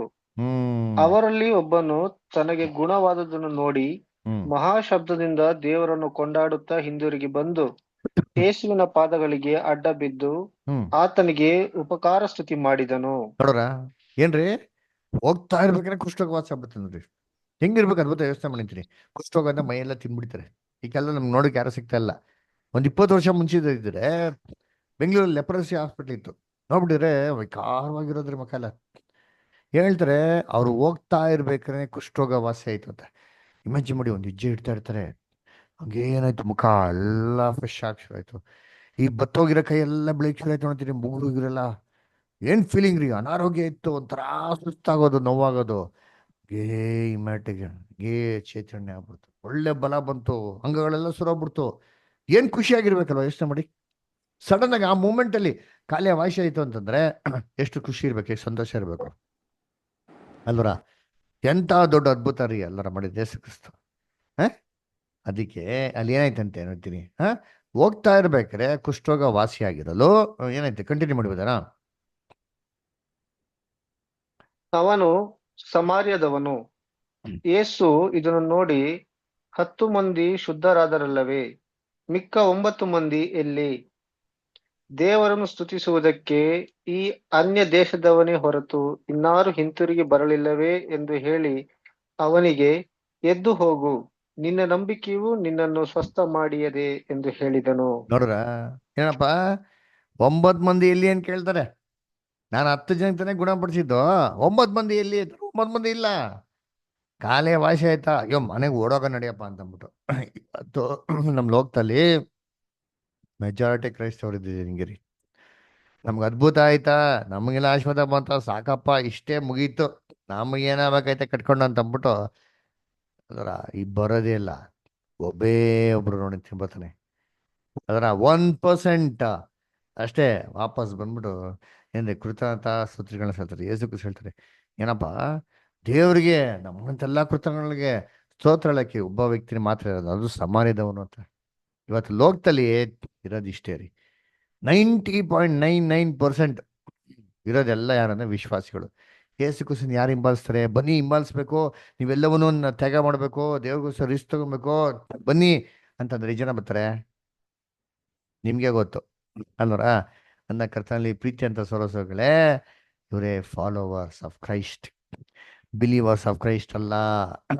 ಯಾವಾಗ ನಾವು ಯೇಸು ಕ್ರಿಸ್ತನ ಈ ಥರ ಫಾಲೋ ಮಾಡಬೇಕು ಅಂತ ಡಿಸಿಷನ್ ತೊಗೊಂತೀನೋ, ಅವಾಗೇ ಈ ಫಾಲೋವರ್ಸ್ ಆಫ್ ಕ್ರೈಸ್ಟ್ಗೆ ಮಾತ್ರ ದೇವ್ರು ಮಾಡೋದು ಪವಿತ್ರ ಆತ್ಮ ಕೊಡೋದು, ಪವಿತ್ರ ಆತ್ಮದಿಂದ ಮುದ್ರೆ ಹಾಕೋದು.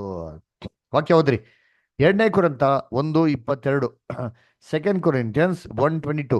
ಆ ವಿಶಾಲಾಕ್ಷಿ ಸಿಸ್ಟರ್ ಓದ್ಬೋದಾ? ಆಗ್ತದ? ಓಕೆ, ಜ್ಯೋತಿ ಸಿಸ್ಟರ್ ಓದ್ಬೋದಾ? ಶ್ರೀಕಾಂತ್ ಬ್ರದರ್ ಸಿಸ್ಟರ್ ಇದ್ದಾರಾ? ಜ್ಯೋತಿ ಸಿಸ್ಟರ್ ಇದ್ದಾರಾ? ಓಕೆ. Hello sir. ಹಾ, ಸಿಸ್ಟರ್ ಓದ್ಬೋದಾ? ಓದ್ತೀನಿ ಹಾ, ಓದ್ತೀನಿ ಸರ್. 2 ಕೊರಿಂಥ 1:22. ಆತನು ನಮ್ಮ ಮೇಲೆ ಮುದ್ರೆ ಹಾಕಿ ನಮ್ಮ ಹೃದಯಗಳಲ್ಲಿ ಪವಿತ್ರಾತ್ಮನನ್ನು ಸಂಚಕಾರವಾಗಿ ಅನುಗ್ರಹಿಸಿದ್ದಾನೆ. ನೋಡ್ರ, ಮುದ್ರೆ ಹಾಕೋರಂತೆ. ಮುದ್ರೆನೇನು? ಅಕ್ನಾಲೆಜ್ಮೆಂಟ್. ನಮ್ಮ ಒಂದು ತ್ಯಾಗವನ್ನು ದೇವರ ಅಂಗೀಕಾರ ಮಾಡಿದ್ರೆ ಅಂದ್ಬಿಟ್ಟು ದೇವ್ರು ನಮಗೆ ಕೊಡಂತ ಅಂಗೀಕಾರ ಏನಪ್ಪಾ ಅಂದ್ರೆ ನಮಗೆ ಪವಿತ್ರ ಆತ್ಮನ ಮುದ್ರೆ ಹಾಕ್ತಾರೆ. ಅವಾಗ ನಾವೇನಾಗೋದು? ನೂತನ ಸೃಷ್ಟಿ ಆಗೋದು. 2 ಕೊರಿಂಥ 5:17 ಸಿಸ್ಟರ್.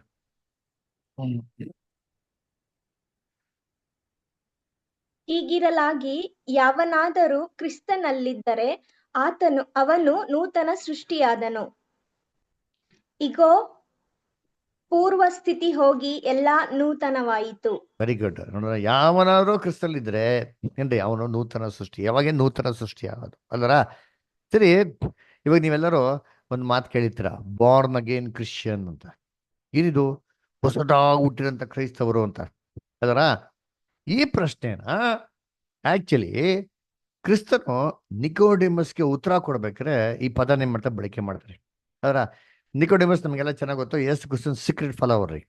ಅದರ ಅವ್ರಿಗೆಲ್ಲರ ಮುಂದೆ ಅಂಗೀಕಾರ ಮಾಡಕ್ಕೆ ಭಯ ಆಗ್ತದೆ, ಆದ್ರೆ ಸೀಕ್ರೆಟ್ ಆಗಿ ಯೇಸು ಕ್ರಿಸ್ತನಿಂದ ಫಾಲೋ ಮಾಡ್ಕೊಂಡ್ ಬರ್ತಾರೆ. ಬಂದ್ಬಿಟ್ಟು ಏನ್ ಕೇಳ್ತಾರೆ? ಅದರ ಸ್ವಾಮಿ ಏನೇ ಒಬ್ಬ ನಿತ್ಯ ಜೀವ ಪಡಿಬೇಕು, ಏನ್ ಮಾಡ್ಬೇಕು ಅಂತ ಅಂದ್ಬಿಟ್ಟು ಪ್ರಶ್ನೆ ಕೇಳೋದು. ಯೇಸು ಕ್ರಿಸ್ತ ಮಾತಾಡ್ತಾರೆ. ಓದೋಣ ನೋಡ್ತೀರಿ, ಯೋಹಾನ 3ನೇ ಅಧ್ಯಾಯ 5ನೇ ವಾಕ್ಯ. ಓದಿ ಸರ್. ಯೋಹಾನ 3:5. ಜರಿಂತಷ್ಟು ಓದಿ. ಅದಕ್ಕೆ ಯೇಸು, ನಾನು ನಿನಗೆ ನಿಜ ನಿಜವಾಗಿ ಹೇಳುತ್ತೇನೆ, ಒಬ್ಬನು ನೀರಿನಿಂದಲೂ ಆತ್ಮನಿಂದಲೂ ಹುಟ್ಟದಿದ್ದರೆ ದೇವರ ರಾಜ್ಯಕ್ಕೆ ಸೇರಲಾರನು. ನೋಡ್ರ, ಒಬ್ಬ ನೀರಿನಿಂದಲೂ ಆತ್ಮನಿಂದಲೂ ಹುಟ್ಟದಿದ್ರೆ ದೇವರ ರಾಜ್ಯ ಸೇರಕ್ಕೇನಿಲ್ಲ, ಸಾಧ್ಯನೇ ಇಲ್ಲ. ಅದಕ್ಕೆ ನೀರಿನಿಂದಲೂ ಆತ್ಮನಿಂದಲೂ ಅದಕ್ಕೆ ಮಾಡ್ತಾರೆ ರೈತರ ಹೊಸ್ತಾಗಿ ಹುಟ್ಟಬೇಕು. ನೀರಿಂದ ಹುಟ್ಟೋದಂದ್ರೆ ಬ್ಯಾಪ್ಟಿಸಮ್ ತಗೊಂಡಾಗ ಬ್ಯಾಪ್ಟಿಸಮ್ ತಗೊಂಡಾಗ ಏನ್ ಮಾಡ್ತೀವಿ ನಾವು? ಹುಟ್ಬಿಡ್ತೀರಿ. ಆಮೇಲೆ ಆತ್ಮನಿಂದ ಹುಟ್ಟೋದು ಯಾವಾಗ? ಅದೇ ಬದಲು ಬ್ಯಾಪ್ಟಿಸಮ್ ತೊಗೊಂಡ್ಮೇಲೆ ಯೇಸು ಕ್ರಿಸ್ತನ ಪವಿತ್ರ ಆತ್ಮ ಕೊಟ್ರಲ್ಲ, ಆಯ್ತು ನಮಗೆ ಪವಿತ್ರ ಕೊಟ್ಬಿಡ್ತಾರೆ. ಅಟ್ ಎ ಟೈಮ್ ಏನ್ ಮಾಡ್ಬಿಡ್ತೀವಿ ನಾವು? ನೀರಿನಿಂದಲೂ ಪವಿತ್ರ ಆತ್ಮದಲ್ಲಿ ಹುಟ್ಬಿಡ್ತೀರಿ ಅಂತ ಬಿಟ್ಟು. ಸರಿಯಪ್ಪ, ಆಯ್ತು. ಇವಾಗ ಈ ಒಂದು ಥಾಟ್, ಈ ಒಂದು ಆಲೋಚನೆ ಸರಿ ಅಂತಂದ್ರೆ ಏನ್ರಿ? ಇದು ಸರಿಯಾಗಿದ್ರೆ ಯೇಸು ಕ್ರಿಸ್ತು 8ನೇ ವಾಕ್ಯದಲ್ಲಿ ಏನ್ ಹೇಳ್ತಾರೆ ಅಂದ್ರೆ, ಒಬ್ರು ಆತ್ಮದಲ್ಲಿ ಹುಟ್ಟರೆ ಹೇಗಿರ್ತಾರೆ ಅಂತ ಹೇಳ್ತಾರೆ. ಓದ ನೋಡಿದ್ದೀನಿ ಇಲ್ಲಿ. ಅದಲ್ಲೇ ಯೋಹಾನ 3ನೇ ಅಧ್ಯಾಯ 8ನೇ ವಾಕ್ಯದಲ್ಲಿ ಓದಿ. ಪವಿತ್ರ ಆತ್ಮದಲ್ಲಿ ಯಾರೋ ಹುಟ್ಟಿದ್ರೆ ಅವ್ರು ಹೇಗಪ್ಪ ಇರ್ತಾರೆ? ಓದಿ. ಗಾಳಿಯು ಮನಸ್ಸು ಬಂದ ಕಡೆ ಬೀಸುತ್ತದೆ, ಅದರ ಚಪ್ಪಳವು ಕೇಳಿತು, ಆದರೆ ಅದು ಎಲ್ಲಿಂದ ಬರುತ್ತದೋ ಎಲ್ಲಿಗೆ ಹೋಗುತ್ತದೋ ನಿನಗೆ ತಿಳಿಯದು. ಆತ್ಮನಿಂದ ಹುಟ್ಟಿದವರೆಲ್ಲರೂ ಅದರಂತೆಯೇ ಅಂದನು. ನೋಡ್ರ, ಆತ್ಮದಿಂದ ಹುಟ್ಟಿದವರೆಲ್ಲ ಹೇಗಿರ್ತಂತೆ? ಗಾಳಿ ತರ ಇರ್ತದಂತೆ. ಎಲ್ಲಿಗೆ ಹೋಗ್ತದೋ, ಎಲ್ಲಿಗೆ ಬರ್ತದೋ, ಎಲ್ಲಿಂದ ಹೋಗ್ತದೋ ಎಲ್ಲಿಂದ ಬರ್ತದೋ ಗೊತ್ತಾಗಲ್ಲಂತೆ. ಗಾಳಿ ಕಣ್ಣು ಕಾಣಿಸ್ತದ? ಹೇಳ್ರಿ, ಗಾಳಿ ಕಣ್ಣು ಕಾಣಿಸ್ತದ? ಅವ್ರೆ ಯಾರು ಉತ್ತರ ಕೊಡಲ್ಲ ಅಂತಿರ್ಲಪ್ಪ. ಇಲ್ಲ ಇಲ್ಲ ಇಲ್ಲ ಇಲ್ಲ ಸರ್, ಇಲ್ಲ ಇಲ್ಲ. ಕಾಣಿಸಲ್ಲ. ನೋಡಲ್ಲ, ಗಾಳಿ ಕಣ್ಣು ಕಾಣಿಸಲ್ಲ, ಆದ್ರೂ ಅದು ಫೀಲ್ ಮಾಡಬಹುದು. ಅದ್ರ ಯಾರ ಕಣ್ಣಿಗೆ ಏನಾಗಲ್ಲ ಕಾಣಿಸಲ್ಲ. ಇದೇ ರೀತಿ ಪವಿತ್ರಾತ್ಮದಿಂದ ಹುಟ್ಟಿರೋನು ಹೆಂಗಿರ್ತಾನಂತೆ? ಕಣ್ಣಿಗೆ ಕಾಣಲ್ವಂತೆ. ಕಾಣಲ್ಲ.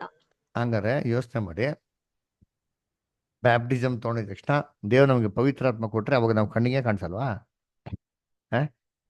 ಸಭೆಗೆ ಬರ್ದಿದ್ರೆ ಕಣ್ಣಿಗೆ ಕಾಣಿಸಲ್ಲ ಅಷ್ಟೇ ಅದರ. ಆದ್ರೆ ಬೇರೆ ಕಡೆ ಕಣ್ಣಿಗೆ ಕಾಣಿಸ್ತಾರ ಇಲ್ವಾ? ಮತ್ತೆ ಏನ್ ಹೇಳ್ತಾ ಇದ್ದಿಲ್ಲ ಯೇಸು ಕ್ರಿಸ್ತು? ಅಲ್ವರ, ಇದು ಪವಿತ್ರ ಆತ್ಮ ಕೊಟ್ಟಿದ ತಕ್ಷಣ ಆಗಂತದ ಬಗ್ಗೆ ಹೇಳ್ತಾ ಇಲ್ಲ ರೀ. ಪವಿತ್ರ ಆತ್ಮದಲ್ಲಿ ಹುಟ್ಟಬೇಕು. ಹುಟ್ಟಿದವಾಗ ಏನಾಗ್ತಂತ ಹೇಳ್ತಾರೆ. ಹಂಗಾರೆ ಹುಟ್ಟೋದು ಏನು? ಹುಟ್ಟೋದು ಅಂತಂದ್ರೆ ಏನ್ರಿ? ಯಾವಾಗಪ್ಪ ಅಂದ್ರೆ ಬ್ಯಾಪ್ಟಿಸಮ್ ತೊಗೊಂಡವಾಗ ಪವಿತ್ರ ಆತ್ಮನ ಹುಟ್ಟಲ್ಲ. ಅವಾಗ ಪವಿತ್ರ ಆತ್ಮ ದೇವ್ ನಮ್ಗೆ ದಯಪಾಲಿಸ್ತಾರೆ. ಹುಟ್ಟೋದು ಯಾವಾಗ ಅಂದ್ರೆ ಮರಣ ಹೊಂದಿದ ನಂತರ ಆತ್ಮಿಕ ಶರೀರ ದೇವ್ರು ನಮಗ್ ಕೊಡ್ಬೇಕಾರೆ ಅವಾಗ ನಾವೇನ್ ಪವಿತ್ರ ಆತ್ಮನ ಹುಟ್ಟೋದು. ಇದಕ್ಕೆ beautiful example, best example of Jesus Christ. ಯೇಸು ಕ್ರಿಸ್ತು ಭೂಲೋಕದಲ್ಲಿ ಏನ್ ಮಾಡೋರು? ಇದ್ರು ಅಲ್ವರ? ಹೇಗಿದ್ರು? ಶಿಷ್ಯನುಗಳ ನಡುವೆ ಇದ್ದು 3.5 ವರ್ಷ ಏನ್ ಮಾಡೋ ಕೆಲಸಗಳನ್ನ ಮಿನಿಸ್ಟ್ರಿ ಮಾಡಿದ್ರು. ಸತ್ತೋದ್ರು. ಪುನರ್ತನ ಆದ್ರು ವಾಪಸ್ ಏನಾದ್ರು ಏನ್ರಿ ಅವ್ರ ಶಿಷ್ಯನ ನಡುವೆ ಬಂದು ಕಾಣಿಸ್ಕೊಂಡ್ರು. ಹೆಂಗ್ ಕಾಣಿಸ್ಕೊಂಡ್ರು? ಹೆಂಗಪ್ಪ ಕಾಣಿಸ್ಕೊಂಡ್ರು ಅಂತಂದ್ರೆ ಆತ್ಮಿಕ ಶರೀರದಲ್ಲಿ ಕಾಣಿಸ್ಕೊಂಡ್ರು. ರೂಮ್ ಎಲ್ಲ ಲಾಕ್ ಆಗಿತ್ತು. ಸಡನ್ ಆಗಿ ಬಂದು ದಿಢೀರಂತ ಸೆಂಟರ್ ಬಂದು ನಿಂತ್ಕೊಂಡ್ರು. ಸಮಾಧಾನ ನಿಮ್ಗೆ ಅಂತಂದ್ರು. ಅದರ ಒಬ್ಬ ಮಾಂಸದಲ್ಲಿ ಇದ್ರೆ ಒಬ್ಬ ವ್ಯಕ್ತಿ ಹೀಗೆ ದಿಢೀರಂತ ಬಂದು ರೂಮಲ್ಲಿ ಲಾಕ್ ಆಗಿರ್ಬೇಕು ಬರಕ್ ಸಾಧ್ಯ ಅಂದ್ರೆ ಇಲ್ಲ ರೀ. ಇದು ಆತ್ಮಿಕ ಶರೀರದಲ್ಲಿ ಇರೋದ್ರಿಂದ ಈ ತರ ಬಂದ್ರು. ವಾಕ್ಯ ಓದೋಣ. ಯೋಹಾನ 20ನೇ ಅಧ್ಯಾಯ 19ನೇ ವಾಕ್ಯ. ವಿಕ್ರಮ್ ಬದರ್ ಓದ್ಬೋದಾ? ಯೋಹಾನ 20:19 ಓದಿ ಬದರ್. ಅದೇ ದಿವಸದ, ಅಂದರೆ ವಾರದ ಮೊದಲನೆಯ ದಿವಸದ ಸಂಜೆಯಲ್ಲಿ ಶಿಷ್ಯರು ಯಹೂದ್ಯರ ಭಯದಿಂದ ತಾವು ಇದ್ದ ಮನೆಯ ಬಾಗಿಲುಗಳನ್ನು ಮುಚ್ಚಿಕೊಂಡಿರಲು ಯೇಸು ಬಂದು ನಡುವೆ ನಿಂತು, ನಿಮಗೆ ಸಮಾಧಾನವಿರಲಿ. ನೋಡ್ರ, ಯೇಸು ನಡುವೆ ನಿಂತು ಸಮಾಧಾನ ಅಂತ ಕೇಳಿ. ಯಾಕೆ ಗಾಬರಿ ಬಿಡ್ಬೇಡಿ. ರೂಮಲ್ಲಿ ಲಾಕ್ ಆಗಿರ್ಬೇಕು ಬರಕ್ ಸಾಧ್ಯನಾ? ಇಲ್ಲ ಅದಾನೆ. ನಿಮ್ಗೆ ಗಾಬರಿ ಆಗ್ಬಿಡ್ತಾರೆ, ಟೆನ್ಷನ್ ತಗೊಳ್ಳಿ, ಗಾಬರಿ ಆಗ್ಬಿಡಿ. ನಾನೇ ಬಂದಿದ್ದೀನಿ ಅಂತ ಆತ್ಮಿಕ ಶರೀರದಲ್ಲಿ ಪುನರ್ತನ ಅಂತ ಪ್ರೂಫ್ ನೋಡ್ಸೋದಕ್ಕೆ ಏನ್ ಮಾಡಿದ್ರು? ಶಿಷ್ಯನ್ಗಳು ಕಾಣಿಸ್ಕೊಟ್ರು. ಹಂಗಾರೆ ಆತ್ಮಿಕ ಶರೀರದಲ್ಲಿ ಕ್ರಿಸ್ತರು ಹುಟ್ಟಿದ್ವಿ ಯಾವಾಗ? ಬ್ಯಾಪ್ಟಿಸಮ್ ತಗೊಂಡವಾಗ. ಈ ತರ ಬ್ಯಾಪ್ಟಿಸಮ್ ತಗೊಂಡೋಗಿ ಈ ತರ ಕಣ್ಣು ಮುಚ್ಕೊಂಡು ಎಲ್ಲ ಲಾಕ್ ಆಗಿರ್ಬೇಕು ಬಂದ್ಬಿಡ್ಬೋದು ಯೇಸು ಕ್ರಿಸ್ತು. ಇಲ್ಲ ರೀ, ಇದು ಯಾವಾಗ ಆಗಿದ್ದು? ಸತ್ತೇ ಪುನರ್ತನ ಆಗಿದ್ಮೇಲೆನೆ, ಆತ್ಮಿಕ ಶರೀರದಲ್ಲಿ ಹುಟ್ಟಿದ ಮೇಲೆನೆ ಅಲ್ವರ. ಅದಕ್ಕೆ ಕರ್ತನಲ್ಲಿ ಪ್ರೀತಿ ಅಂತ ಸೋರಸ್ತವ್ಗಳೇ, ಇಲ್ಲಿ ಕ್ರಿಸ್ತನ್ ಹೇಳ್ತಾ ಗೊತ್ತಾ ನಿಕೋಡೆಮಸ್ಗೆ, ಒಬ್ಬರು ನೀರಿನಿಂದಲೂ ಆತ್ಮದಿಂದಲೂ ಹುಟ್ಟದಿದ್ದರೆ ಅಂತ ಹೇಳ್ತಾರೆ. ಇಲ್ಲಿ ಬರಂತ ಹುಟ್ಟದು ಅಂತ ಪದ ಬರ್ತಾ ಗೊತ್ತಾ? ಇದು ಗ್ರೀಕಲ್ಲಿ ಗಿನಾನ್ಯೋ ಅಂತ ವಾರ್ತೆ. ಗಿನಾನ್ಯೋ ಅಂದ ವಾರ್ತೆ ಏನಪ್ಪ ಅರ್ಥ ಅಂದ್ರೆ ಗರ್ಭಧರಣೆ ಮತ್ತೆ ಜನನ, ಜನ್ಮ ಎರಡಕ್ಕೂ ಏನ್ ಮಾಡ್ತಾರೆ? ಒಂದೇ ಪದ ಇರೋದು. ಅದರ ಇವಾಗ ಮನುಷ್ಯ ಹುಟ್ಟಕ್ಕಿಂತ ಮುಂಚೆ ಫಸ್ಟ್ ಏನಾಗಬೇಕು? ಮನುಷ್ಯ ನೋಡಿ, ಇವಾಗ ಪ್ರೊಸೆಸ್ ಇದೆ ಅಲ್ಲ, ಮನುಷ್ಯನ ಹುಟ್ಟೋದಕ್ಕೆ ಒಂದು ಕ್ರಮ ಇದೆ ಅಲ್ವ? ಏನ್ ಕ್ರಮ? ಒಬ್ರು ಹುಟ್ಟಬೇಕು ಅಂದ್ರೆ ಫಸ್ಟ್ ತಾಯಿ ಗರ್ಭದಲ್ಲಿ ಏನಾಗಬೇಕು? ಗರ್ಭಧಾರಣೆ ಆಗಬೇಕು, ಕನ್ಸೀವ್ ಆಗ್ಬೇಕು. ಕನ್ಸೀವ್ ಆಗಿದ್ಮೇಲೆ ಹುಟ್ಟೋದಿಕ್ ಸಾಧ್ಯ. ಕನ್ಸೀವ್ ಆಗಿದ್ರೆ ಹುಟ್ಟೋದಿಕ್ಕೆ ಹೆಂಗ್ ಸಾಧ್ಯ ಅಲ್ವರಾ? ಪ್ರೊಸೆಸ್ ಇದೆ, ಕರೆಕ್ಟ್. ಅದರ ಫಸ್ಟು ಗರ್ಭಧಾರಣೆ ಆಗಬೇಕು, ನೆಕ್ಸ್ಟು ತಾಯಿ ಗರ್ಭದಲ್ಲಿ ಬೆಳಿಬೇಕು. 9 ತಿಂಗಳು ಆಗಿದ್ಮೇಲೆ ಅಲ್ಲೇನಾಗೋದಿಕ್ಕೆ ಸಾಧ್ಯ? ಅಲ್ಲಿ ಹುಟ್ಟೋದಿಕ್ಕೆ ಸಾಧ್ಯ ಗರ್ಭದಿಂದ. ಇದೇ ತರ ಆತ್ಮಿಕ ಶರೀರದಲ್ಲಿ ಯಾರೋ ಹುಟ್ಟಬೇಕು ಅಂದ್ರೆ ಫಸ್ಟ್ ಏನಾಗಬೇಕು? ಆತ್ಮಿಕ ಶರೀರದಲ್ಲಿ ಗರ್ಭಧಾರಣೆ ಆಗ್ಬೇಕ್ರಿ. ಆಮೇಲೆ ಬೆಳಿಬೇಕು. ಬೆಳೆದ ನಂತರನೇ ಆತ್ಮಿಕ ಶರೀರದಲ್ಲಿ ಜನ್ಮ ತೊಗೊಳಕ್ಕೆ ಹುಟ್ಟೋದಿಕ್ಕೆ ಸಾಧ್ಯ. ಇದನ್ನೇ ನಿಕೋಡಿಮಸ್ಗೆ ಕ್ರಿಸ್ತನ್ ಹೇಳಿದ್ದು ಅದರ. ಅದಕ್ಕೆ ಹೇಳ್ತಾರೆ, ಒಬ್ಬ ನೀರಿಂದಲೋ ಆತ್ಮದಲ್ಲಿ ಹುಟ್ಟದಿದ್ರೆ ಏನ್ರಿ ಪರಲೋಕ ರಾಜ್ಯಕ್ಕೆ ಸೇರಕ್ಕೆ ಸಾಧ್ಯ ಇಲ್ಲ. ನಿಕೋಡಿಮಸ್ ಕೇಳ್ಬಿಡ್ತಾರೆ, ಏನಪ್ಪ ಇನ್ನೊಂದ್ಸತಿ ಹೆಂಗ್ ಹುಟ್ಟೋದು ಅಂತ ಕ್ವಶನ್ ಕೇಳ್ತಾರೆ. ನೋಡಿ ವಾಕ್ಯ ಓದ್ತಾನೆ ಇವಾಗ. ಯೋಹಾನ 3:6 ಆನಂದ್ ಬದರ್ ಓದ್ತೀರಾ? ಯೋಹಾನ 3ನೇ ಅಧ್ಯಾಯ 4ನೇ ವಾಕ್ಯ. ಹಾ brother. ನಿಕೋದೇಮನು ಆತನನ್ನು, ಮನುಷ್ಯನು ಮುದುಕನಾದ ಮೇಲೆ ಹುಟ್ಟುವುದು ಹೇಗೆ? ಅವನು ತನ್ನ ತಾಯಿಯ ಗರ್ಭದಲ್ಲಿ ತಿರುಗಿ ಸೇರಿ ಹುಟ್ಟುವುದಾದೀತೆ ಎಂದು ಕೇಳಿದನು. ನೋಡ್ರ ಹೆಂಗ್ ಕೇಳ್ತಾರೆ ನೋಡಿದ್ರಿ? ಹೆಂಗಪ್ಪ ಹುಟ್ಟೋದಿಕ್ ಸಾಧ್ಯ? ತಿರುಗಿ ನಾವು ತಾಯಿ ಗರ್ಭದಲ್ಲಿ ಹೋಗಿ ಈ ವಯಸ್ಸಲ್ಲಿ ಹುಟ್ಟೋದಕ್ಕೆ ಸಾಧ್ಯನಾ? ಮತ್ತೆ ಹುಟ್ಟೋದು ಏನ್ ಸ್ವಾಮಿ ಏನ್ ಕೇಳ್ತಾರೆ? ಅದಕ್ಕೆ ಯೇಸು ಕ್ರಿಸ್ತು ಉತ್ತರ ಕೊಡ್ತಾರೆ. ಏನು ಉತ್ತರ ಕೊಡ್ತಾರೆ? ಯೋಹಾನ 3ನೇ ಅಧ್ಯಾಯ 6ನೇ ವಾಕ್ಯ brother. John 3rd chapter 6th verse brother. ದೇಹದಿಂದ ಹುಟ್ಟಿದ್ದು ದೇಹವೇ, ಆತ್ಮದಿಂದ ಹುಟ್ಟಿದ್ದು ಆತ್ಮವೇ. ಇಲ್ಲಿ ಯೇಸು ಕ್ರಿಸ್ತು ಹೇಳ್ತಾ ಹೊಂತಾರೆ. ಅದಕ್ಕೆ ಎಕ್ಸ್ಪ್ಲೇಷನ್ ಕೊಡ್ತಾರೆ. ಏನಪ್ಪಾ ಅಂದ್ರೆ ದೇಹದಿಂದ ಹುಟ್ಟಿದ್ದು ದೇಹವೇ, ದೇಹ ಪ್ರಕಾರ ಆತ್ಮದಿಂದ ಹುಟ್ಟಿದ್ದು ಆತ್ಮವೇ. ಅನ್ನೋ ಅರ್ಥ ಏನು ನೋಡಪ್ಪ? ದೇಹದಿಂದ ಹುಟ್ಟಬೇಕಾಗಿರೋದು ಏನಿತ್ತು? ಅದು ದೇಹವೇ ಆಗಿತ್ತು. ಆಯ್ತರ ಆತ್ಮದಿಂದ ಹುಟ್ಟಬೇಕು ಅಂದ್ರೆ ಫಸ್ಟ್ ಏನಾಗಿರ್ಬೇಕು? ಅದು ಆತ್ಮದಾಗಿರ್ಬೇಕು ಅಂತೇಳಿ. ಹಂಗ್ರೆ ಏನರ್ಥ? ದೇಹದಿಂದ ಹುಟ್ಬೇಕಾದ್ರೆ ಒಂದು ಪ್ರೊಸೆಸ್ ಇತ್ತ ಇಲ್ವಾ? ಏನಾದ್ರಿ ಫಸ್ಟು ತಾಯಿ ಗರ್ಭದಲ್ಲಿ ಕನ್ಸೀವ್ ಆದ್ರಿ, 9 ತಿಂಗಳು ಬೆಳೆದ್ರಿ, ಆಮೇಲೆ ತಾನೇ ಹುಟ್ಟಿದ್ದು. ಅದೊಂದು ಕ್ರಮ ಇದೆ ತಾನೆ. ದೇಹದಿಂದ ಹುಟ್ಟಿದ್ದು ದೇಹವೇ. ಇದೇ ತರ ಯಾರು ಆತ್ಮದಿಂದ ಹುಟ್ಟಬೇಕು ಅಂತಂದ್ರೆ ಫಸ್ಟ್ ಏನಾಗಬೇಕಲ್ಲಿ? ಗರ್ಭಧಾರಣೆ ಆಗ್ಬೇಕು ಪವಿತ್ರ ಆತ್ಮದಲ್ಲಿ. ಯಾವಾಗ ಅಂದ್ರೆ ಬ್ಯಾಪ್ಟಿಸಮ್ ತಗೊಂಡಾಗ ಪವಿತ್ರ ಆತ್ಮ ಸ್ವಲ್ಪ ಕೊಡ್ತಾರೆ, ಅವಾಗ ಗರ್ಭಧಾರಣೆ ಆಗ್ಬೇಕು. ಈ ಪವಿತ್ರ ಆತ್ಮದಲ್ಲಿ ಹುಟ್ಟೋದು ಯಾವಾಗ? ನಾವು ಬ್ಯಾಪ್ಟಿಸಮ್ ತಗೊಂಡಾಗಿಂದ ಹಿಡ್ದು ಮರಣದವರೆಗೂ ದೇವರಿಗೆ ಏನ್ ಮಾಡ್ಬೇಕು? ಆತ್ಮೀಕ ರೀತಿಯಲ್ಲಿ ಬೆಳಿತಾ ನೋಡಿಸ್ಬೇಕ್ರಿ. ಬೆಳಿತಾ ಬೆಳಿತಾ ಯೋಗ್ಯವಾಗಿದ್ರೆ ಮರಣದ ನಂತರ ದೇವ್ರು ನಮ್ಗೆ ಏನ್ ಕೊಡ್ತಾರೆ? ಆತ್ಮಿಕ ಶರೀರ ಕೊಡ್ತಾರೆ. ಇದನ್ನೇ ಪ್ರೊಸೆಸ್ ಹೇಳ್ತಾರೆ. ಯಾಕೆ ಆತ್ಮಿಕ ಶರೀರ ಬೇಕು? ಸರಿ, ಇವಾಗ ನಾವೇನ್ ನೋಡಿದ್ರಿ? ಸಭೆ ಅಂತ ಏನ್ ನೋಡಿದ್ರೆ, ಸಭೆಗೆ ಆತ್ಮಿಕ ಶರೀರ ಕೊಡ್ತಾರೆ ಅಂತ ನೋಡಿದ್ರೆ, ಫಸ್ಟ್ ಇವಾಗ ನೆಕ್ಸ್ಟ್ ಏನ್ ಮಾಡೋಣ, ಯಾತಕ್ಕೆ ಕೊಡಬೇಕಪ್ಪ ಆತ್ಮಿಕ ಶರೀರ ಅಂತ ನೋಡೋಣ. ಕರೆಕ್ಟಾ? ಏನಕ್ಕೆ ಆತ್ಮಿಕ ಶರೀರ ಬೇಕು ಸಭೆಗೆ ಅಲ್ವರ? ಯಾಕೆ ಅಂದ್ರೆ ನಾವೆಲ್ಲ ಸತ್ಯ ಪುನರ್ತನಾಗಿ ಕ್ರಿಸ್ತನ ಜೊತೆಗೆ ಏನಾಗಬೇಕು, ಪರಲೋಕಕ್ಕೆ ಹೋಗಿ ಆತನ ಜೊತೆಗೆ 1000 ವರ್ಷ ಆಳ್ವಿಕೆ ಮಾಡಬೇಕು. ಸರಿ, ಸತ್ ಮೇಲೆ ಪರಲೋಕಕ್ಕೆ ಹೆಂಗ್ ಹೋಗಕ್ ಸಾಧ್ಯ? ಇದೇ ದೇಹದಲ್ಲಿ ಹೋಗಕ್ ಸಾಧ್ಯನಾ? ಇದೇ ಮಾಂಸಿಕ ದೇಹದಲ್ಲಿ ಹೋಗಕ್ ಸಾಧ್ಯನಾ? ವಾಕ್ಯ ಹೇಳ್ತಾರೆ, ಓದಿಂತೀನಿ. 1 ಕೊರಿಂಥ 15:50. ಗೌತಮದವ್ರು ಓದ್ತೀರಾ? ಓದ್ತೀನಿ brother. ಸಹೋದರರೇ, ನಾನು ಹೇಳುವುದೇನೆಂದರೆ, ರಕ್ತ ಮಾಂಸವು ದೇವರ ರಾಜ್ಯಕ್ಕೆ ಬಾಧ್ಯವಾಗಲಾರದು. ನೋಡ್ರೆ, ರಕ್ತ ಮಾಂಸವು ದೇವರಾಜ್ಯಕ್ಕೆ ಬಾಧ್ಯರಾಗೋದಕ್ಕೆ ಸಾಧ್ಯ ಇಲ್ಲ. ರಕ್ತ ಮಾಂಸ ದೇಹದಲ್ಲಿ ಪರಲೋಕ ರಾಜ್ಯಕ್ಕೆಲ್ಲ ಹೋಗೋದಕ್ಕೇನಿಲ್ಲ ರೀ, ಸಾಧ್ಯ ಇಲ್ಲ ರೀ. ಹಂಗಾರೆ ನಾವು ಪರಲೋಕಕ್ಕೆ ಹೋಗ್ಬೇಕು ಅಂದ್ರೆ ನಮ್ಗೇನ್ ಬೇಕು? ಒಂದು ದೇಹ ಬೇಕು. ಎಂತ ದೇಹ ಬೇಕು? ಆತ್ಮಿಕ ದೇಹ ಬೇಕು. ಚೆನ್ನಾಗಿ ಅರ್ಥ ಇಟ್ಕೊಳ್ಳಿ. ಏಸು ಕ್ರಿಸ್ತ ಪರಲೋಕಕ್ಕೆ ಹೆಂಗ್ ಹೋದ್ರು? ಇದೇ ಮಾಂಸಿಕ ದೇಹದಲ್ಲಿ ಹೋಗ್ಬಿಟ್ರ, ಸತ್ತೋಗ್ಬಿಟ್ರು, ಪುನರ್ತನಾಗ್ಬಿಟ್ರು, ಅದೇ ದೇಹದಲ್ಲಿ ಪುನರ್ತನ ಹಂಗೇ ಹೋಗ್ಬಿಟ್ರೆ ಪರಲೋಕಕ್ಕೆ. ಅವ್ರು ಹೋಗಿದ್ದೆ ಎಂತ ದೇಹ? ಆತ್ಮಿಕ ದೇಹ. ಚೆನ್ನಾಗಿ ಅರ್ಥ ಇಟ್ಕೊಳ್ಳಿ. ಯೇಸು ಕ್ರಿಸ್ತನ್ಗೆ ಏನಿದೆ ಗೊತ್ತಾ? 3 ಏನಿದೆ? ಬರ್ತಿದೆ. ಜನನ, ಜನ್ಮ ಅಲ್ಲ, ಜನನ. ಒಂದು ಮೊದಲು ತನ್ನ ದೇವರ ಜೊತೆಗೆ ಇರ್ಬೇಕಾದ್ರೆ ಪರಲೋಕದಲ್ಲಿ ಅವ್ರೇನಾಗಿದ್ದ? ಅವ್ರ ಜೊತೆಗಿದ್ದವರು ಅಲ್ಲ, ತನ್ನ ದೇವರ ಏಕೈಕ ಕುಮಾರನಾಗಿ. ನೆಕ್ಸ್ಟ್ ಭೂಲೋಕದಲ್ಲಿ ಮರಿಯಾಳ ಗರ್ಭದಲ್ಲಿ ಮಾಡಿದ್ರು, ಅವರು ಜನ್ಮ ತಗೊಂಡ್ರು ಮನುಷ್ಯನಾಗಿ, ಕೂಸಾಗಿ. ಆಯ್ತಾ? ಈ ದೇಹನ ಶಿವಮೇಲೆ ದೇವ್ರಿಗೆ ಅರ್ಪಿಸ್ಬಿಟ್ರು. ಪುನರ್ತನಾಗಿದ್ದು ಆತ್ಮಿಕ ಶರೀರದಲ್ಲಿ. ನೋಡ್ರ, 3 ಜನನಗಳಿದೆ. ಕ್ರೈಸ್ಟ್ ಹ್ಯಾಸ್ 3 ಬರ್ತ್ ಅಲ್ವರ? ಇವಾಗ ಅವರು ಆತ್ಮಿಕ ಶರೀರದಲ್ಲಿ ಇದ್ರು, ಭೂಲೋಕಕ್ಕೆ ಬಂದ್ರು, ಮಾಂಸಿಕ ಶರೀರದಲ್ಲಿ ಇದ್ರು, ಸತ್ರು, ಆತ್ಮಿಕ ಶರೀರದಲ್ಲಿ ಏನಾಗಿದ್ದು? ಪುನರ್ತನ ಆಗಿದ್ದು ಅಲ್ವರ?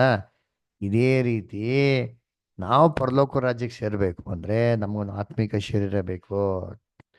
ನಮಗೆ ಏನ್ರಿ, ಸತ್ತೋಗಿದ ತಕ್ಷಣ ಟಕ್ಕಂತ ಆತ್ಮಿಕ ಶರೀರ ಮ್ಯಾಜಿಕ್ ಆಗಿ ಕೊಟ್ಬಿಡ್ತಾರ ದೇವರು.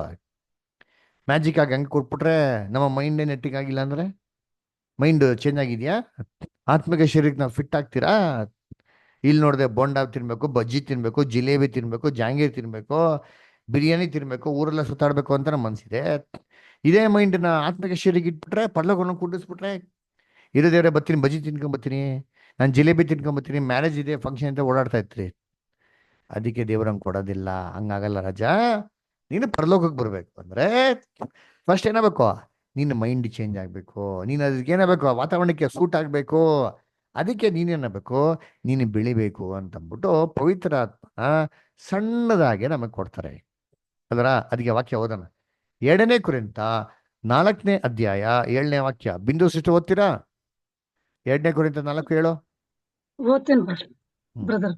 ಬಾಲ್ಯದಕ್ಕೆವು ದೇವರದೇ ಹೊರತು ನಮ್ಮೊಳಗಿಂದ ಬಂದುದಲ್ಲವೆಂದು ತೋರುವುದಕ್ಕಾಗಿ ಈ ನಿಕ್ಷೇಪವು ಮಣ್ಣಿನ ಘಟಕಗಳಲ್ಲಿ ನಮಗುಂಟು. ಈ ನಿಕ್ಷೇಪನಲ್ಲಿಟ್ಟವ್ರೆ ಮಣ್ಣಿನ ಘಟಕದಲ್ಲಿ. ದೇವರು ಪವಿತ್ರ ಆತ್ಮನ ದೇವರಲ್ಲಿಟ್ಟವ್ರೆ ಈ ಮಣ್ಣಿನ ಘಟಕದಲ್ಲಿ, ನಮ್ಮ ದೇಹದಲ್ಲಿ ಇಟ್ಟವ್ರಂತೆ ಅದರ. ಅಂದ್ರೆ ಮಣ್ಣಿನ ಘಟಕ ನಮ್ಮ ಹಳೆ ದೇಹ, ಈ ನಿಕ್ಷೇಪನ ದೇವ್ರ ಪವಿತ್ರ ಆತ್ಮ ನಮ್ಮಲ್ಲಿಟ್ಟವ್ರೆ. ಇದನ್ನ ಏನ್ ಮಾಡ್ಬೇಕು? ದಿನಾ ಬೆಳೆಸ್ಬೇಕ್ರಿ. ಹೆಂಗ್ ಬೆಳೆಸ್ಬೇಕು? ತಾಯಿ ಗರ್ಭದಲ್ಲಿ ಒಂದು ಕೂಸ್ನ ತಾಯಿಂಗ್ ಬೆಳೆಸ್ತಾರೆ. ದಿನ ಒಳ್ಳೆ ಆಹಾರ ಕೊಡ್ತಾರೆ, ಏನು ಮೆಡಿಸಿನ್ ತೊಡಂಗಿಲ್ಲ. ಮೆಡಿಸಿನ್ ತೊಗೊಂಡು ಮಗು ಎಫೆಕ್ಟ್ ಆಗ್ಬಿಡ್ತಾರೆ. ಏನ್ ಮಾಡ್ತಾರೆ? ಎಲ್ಲ ಹಂಗೆ ಕಂಟ್ರೋಲ್ ಮಾಡಿ ಏನ್ರಿ ಚೆನ್ನಾಗಿ ತಿಂತಾರೆ. ತಾಯಿ ಚೆನ್ನಾಗಿ ತಿಂದ್ರೆ ಮಗು ಏನಾಗಿದ್ದಾರೆ? ಆರೋಗ್ಯಗೆ ಗುಂಡು ಗುಂಡಾಗಿ ಹುಡ್ತಾರೆ ನೋಡಿದ್ವಿ. ಇದೇ ತರ ನಾವು ಕೂಡ ಲೋಕದಲ್ಲಿ ಏನೋ ಮನೆಗಳನ್ನ ತಗೊಂಬಾರ್ದು. ಆತ್ಮಿಕವಂತ ಆಹಾರ ತಿಂದು ತಿಂದು ತಿಂದು ಚೆನ್ನಾಗಿ ವಾಕ್ಯಲ್ಲ ಕೇಳಿ ಕೇಳಿ ಕೇಳಿ ಅನ್ಬೇಕು, ಸ್ಟ್ರಾಂಗ್ ಆಗಿ ಬೆಳಿಬೇಕ್ರಿ. ಅವ್ ಬೆಳೆದ್ರೆ ಆತ್ಮಿಕ ಶೀಲ ಹುಟ್ಬೇಕಾರೆ ಹೆಂಗ್ ಹುಡ್ತೀರಿ? ಸೂಪರ್ ಆಗಿ ಒಳ್ಳೆ ಮೈಂಡಲ್ಲಿ ಏನ್ ಮಾಡ್ತೀವಿ ನಾವು? ಹುಡ್ತೀರಿ. ಆವಾಗ ಪರ್ಲೋಕ ಹೋಣಾಗ ಹೆಂಗಿರ್ತೀವಿ ನಾವು? ಸೂಟ್ ಆಗ್ತೀರಿ ಅವಾಗ ನೋಡಿದ್ದೀನಿ. ಇಲ್ಲಾಂದ್ರೆ ನಮ್ಮ ಮೈಂಡ್ ಹೆಂಗಿರ್ತದೆ? ನಮ್ಮ ಮೈಂಡ್ ಹೋಗ್ಬಿಟ್ಟು ಎಲ್ಲ ಲೋಕಕ್ಕೆ ನಿಂತಿರ್ತದೆ. ಅದರ ಇದು ಬೆಳವಣಿಗೆ ಆಗ್ಬೇಕಾದ್ರೆ ತಾಯಿ ಗರ್ಭದಲ್ಲಿ ಹೆಂಗೆ ಹೋರಾಟ ಇರ್ತದೋ ಅದೇ ಥರ ನಮಗೂ ಹೋರಾಟ ಇರ್ತಾರೆ. ಯಾರು ತಾಯಿಗಳಿದ್ರೆ ಸಿಸ್ಟರ್ಸ್ ಕೇಳಿರ್ತೀರಿ, ಕನ್ಸೀವ್ ಆಗಿದ ತಕ್ಷಣ ಮಗು ಚೆನ್ನಾಗಿ ಬೆಳೆದು ಬಿಡ್ತಾರ? ಇಲ್ಲ ರೀ, ಬರೀ ವಾಂತಿ, ವಾಮಿಟ್ ವಾಮಿಟ್ ವಾಮಿಟ್ ಮಾಡಿದ್ರೆ ಏನು ತಿಂದ್ರು ವಾಮಿಟ್. ಸೆಟ್ ಆಗಬೇಕು. ತನ್ನ ತಾಯಿ ಗರ್ಭಕ್ಕೆ ಏನಾಗಬೇಕು? ಸೆಟ್ ಆಗಬೇಕು. It will take time. ಇದೇ ಥರ ನಾವು ಹಳೆ ಮನುಷ್ಯ ಏನ್ ಮಾಡ್ತಾನೆ? ಏಯ್ ರಾಜು ಟಿವಿ ಏನ್ಬಿಡು, ನೋಡೋ ಮ್ಯಾಚ್ ನೋಡೋ, ಫಿಲಮ್ ನೋಡೋ, ಒಳ್ಳೆ ಫಿಲಮ್ ಕೊಡೋ, 1,000 ಕೋಟಿ ಅಂತೋ 2,000 ಕೋಟಿ ಮಾಡಿದೆ, ಏನು ಫಿಲಮ್ ಕೊಡೋ ಆನ್ ಮಾಡಿ ನೋಡೋ ಅಂತ ಹೇಳ್ತಾರೆ. ಹೊಸ ಸೃಷ್ಟಿ ಏನ್ ಹೇಳ್ತಾರೆ, ಬೇಡ ಕೊಡಪ್ಪ, ದೇವ್ರು ನಿನ್ಗೆ ಪವಿತ್ರಾತ್ಮ ಕೊಟ್ಟಿದ್ದಾರಪ್ಪ, ನೀನು ಪವಿತ್ರವಾಗಿದ್ಯಾ, ದೇವ್ರು ನಿನ್ನಲ್ಲಿ ವಾಸ ಮಾಡ್ತವ್ರೆ, ಶುದ್ಧವಾಗಿರೋ ಕೆಲಸ ಮಾಡ್ಬಿಡ್ದು ರಾಜ ಅಂತ ಹೇಳ್ತಾರೆ. ಅವಾಗ ಏನಂತಾರೆ, ಹೌದು ಮಾಡ್ಬಿಡ್ದು. ಹಳೆ ಮನುಷ್ಯ ಮಾಡ್ತಾರೆ, ಮಾಡು ಅಂತಂತಾರೆ. ಅವಾಗ ಹೆಂಗಿರ್ತಾರೆ, ಹೋರಾಟ ಇರ್ತದೆ, ಫೈಟಿಂಗ್ ಇರ್ತದೆ. ಅದರ ಫೈಟಿಂಗ್ ಇದ್ದೇ ಇರ್ತಾರೆ, ಇರ್ತಾನೆ. ಆಮೇಲೆ ಹೆಂಗಾಗ್ತದೆ, ಬಿದ್ದೋಗ್ಬಿಡ್ತೀರಿ. ಹಳೆ ಮನುಷ್ಯ ಗೆದ್ಬಿಡ್ತಾನೆ. ನಾಳೆ ಇನ್ನೊಂದ್ಸಲ ಫೈಟ್ ಬರ್ತಾರೆ, ಇನ್ನೊಂದ್ಸತಿ ಅದೇ ಥರ ಬಿದ್ದೋಗ್ತೀರಿ, ಇನ್ನೊಂದ್ಸತಿ ಬಿದ್ದೋಗ್ತಾನೇ ಇರ್ತೀರಿ, ಸಾಯೋವರೆಗೂ ಬಿದ್ದೋಗ್ತಾನೆ ಇರ್ತೀರಿ. ಆದರೆ ಇದ್ರಲ್ಲಿ ಆಗ್ಬೇಕಾಗಿರೋ ಚೇಂಜಸ್ ಏನು ಗೊತ್ತಾ, ಇವತ್ತು ಸಿಕ್ಕಾಪಟ್ಟೆ ಫೈಟ್ ಮಾಡಿ ಬಿದ್ನ, ಪಟ್ಟದ ಜಲ್ದಿ ಬಿದ್ದೋಗ್ಬಿಟ್ಟ. ಅದೇ ಮ್ಯಾಟ್ರ್. ಫಸ್ಟು ಜಲ್ದಿ ಬಿದ್ದೋಗ್ಬಿಡ್ತಾ ಇರ್ತೀರಿ, ಆದರೆ ಏನ್ರಿ ಹೋಗ್ತಾ ಏನ್ ಮಾಡ್ಬೇಕು, ಫೈಟ್ ಮಾಡೋಣ ಕಲಿಬೇಕು. ಇವತ್ತು ಸ್ವಲ್ಪ ಹೊತ್ತಲ್ಲಿ ಬಿದ್ದೋಗಿದ್ದೀರಿ ಅಂದ್ರೆ ನಾಳೆ ದೀರ್ಘಕಾಲ ಅದನ್ನ ಏನ್ ಮಾಡ್ಬೇಕು, ಜಯಿಸ್ಬೇಕು. ಆಮೇಲೆ ನಿಧಾನವಾಗಿ ಬಿದ್ದೋಗ್ಬೇಕು. ನಾಳೆ ಇನ್ನೂ ದೀರ್ಘಕಾಲ ಫೈಟ್ ಮಾಡಬೇಕು, ಸಹಿಸ್ಕೊಬೇಕು, ಆಮೇಲೆ ಬಿದ್ದೋಗ್ಬೇಕು. ಈ ತರ ಮಾಡ್ತಾ ಇದ್ರೆ ಏನ್ ಗೊತ್ತಾ ಮೀನಿಂಗು, ಹಳೇ ಒಂದು ಸೃಷ್ಟಿನ ನೂತನ ಸೃಷ್ಟಿ ಜಯಿಸ್ತಾ ಇದೆ ಅಂತ ಅರ್ಥ. ಅವಾಗ ಏನ್ ಮೀನಿಂಗು, ನಾವು ಕ್ರಿಸ್ತನಲ್ಲಿ ಆತ್ಮೀಕವಾಗಿ ಬೆಳೀತಾ ಇದ್ದೀರಿ ಅಂತ ಅರ್ಥ. ಕೆಲವೊಂದು ವಾಕ್ಯಗಳ ನೋಡ್ರಿ ಅಂತೀನಿ, ಓದೋಣ.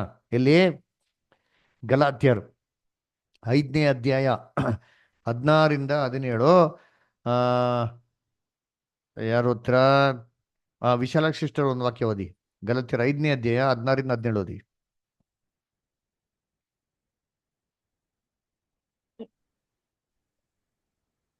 ನಾನು ಹೇಳುವುದೇನೆಂದರೆ, ಪವಿತ್ರಾತ್ಮನನ್ನು ಅನುಸರಿಸಿ ನಡೆದುಕೊಳ್ಳಿರಿ, ಆಗ ನೀವು ಶರೀರ ಭಾವದ ಅಭಿಲಾಷೆಗಳನ್ನು ಎಷ್ಟು ಮಾತ್ರಕ್ಕೂ ನೆರವೇರಿಸುವುದಿಲ್ಲ.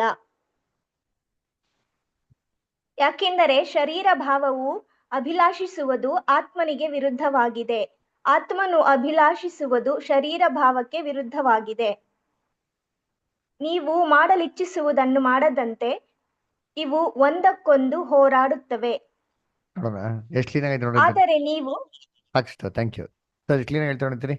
ಅದರ ಪವಿತ್ರ ಆತ್ಮನ ಅನುಸರಿಸಿ ನಡೀರಿ, ಶರೀರ ಅಭಿಲಾಷೆಗಳನ್ನು ನೆರವೇರಿಸೋದಿಲ್ಲ. ಯಾಕಪ್ಪ ಅಂದ್ರೆ ಶರೀರ ಅಭಿಲಾಷಿಸೋದು ಆತ್ಮಕ್ಕೆ ವಿರುದ್ಧವಾಗಿದೆ, ಆತ್ಮ ಅಭಿಲಾಷಿಸೋದು ಶರೀರಕ್ಕೆ ಏನಾಗಿದೆ ಇವಾಗ ವಿರುದ್ಧವಾಗಿ. ಒಂದಕ್ಕೊಂದು ಏನಾಗ್ತದೆ ಇವಾಗ ಕಚ್ಚಾಟ. ಅದರ ಇವಾಗ ಹೇಳಲ್ಲ, ಎಕ್ಸಾಂಪಲ್ ಐತೆ, ಕಚ್ಚಾಟ ಇರ್ತಾರೆ ನೋಡಿರ್ತೀನಿ. ಅದರ ಮಾಡಬಾರ್ದು ಅಂತ ಯಾವ್ದು ಇರ್ತೀರೋ ಅದನ್ನೇ ಮಾಡ್ತಾ ಇರ್ತೀರಿ. ಯಾವ್ದ ಮಾಡ್ಬೇಕು ಅಂತೀರೋ ಮಾಡಕ್ಕೆ ಆಗಲ್ಲ ನಮ್ಗೆ. ಇದ್ಯಾಕಪ್ಪ ಅಂತಂದ್ರೆ ಇದು ಎಲ್ಲರಲ್ಲಿರೋ ಹೋರಾಟ ರೀ. ಅದರ ಯಾಕಂದ್ರೆ ಆತ್ಮೀಕವಾಗಿ ಇನ್ನ ಬೆಳೀತಾ ಇದ್ದೀರಿ, ಇನ್ನ ಬೆಳೆದಿಲ್ಲ, ಬೆಳೀತಾ ಇದ್ದೀರಿ, ಬೆಳಿಬೇಕು. 100% ಮಾಡಿ ಬೆಳಿಬೇಕ್ರಿ. ಅದರ ಅಪೋಸ್ಟ್ಲ್ ಪೌಲ್ ಎಕ್ಸಾಂಪಲ್ ಹೇಳ್ತಾರೆ ನೋಡಿದ್ದೀರಿ. ಅವ್ರು ಹೆಂಗಿದ್ರು, ಹೆಂಗಾದ್ರು, ಯಾವ ಸ್ಟೆಪ್ಪಲ್ಲಿ ಬಂದ್ರು ಅಂತ ಅದರ ನೋಡಿ. ಅದಕ್ಕೆ this is all following Christ. Practical ಆಗಿ ಕ್ರಿಸ್ತನ ಹಿಂಬಾಲಿಸೋದು ಏನೋ ಇದೆ ಅರ್ಥ. ವಾಕ್ಯ ಹೋದ್ರಿ ರೋಮಾಪುರದಲ್ಲಿ 7ನೇ ಅಧ್ಯಾಯ 18 ಮತ್ತೆ 19. ಗೌತಮ್ ಬದರ್ ಓದ್ತೀರಾ? ಸಾಕ್ಷಿ ಓದ್ತಾರೆ.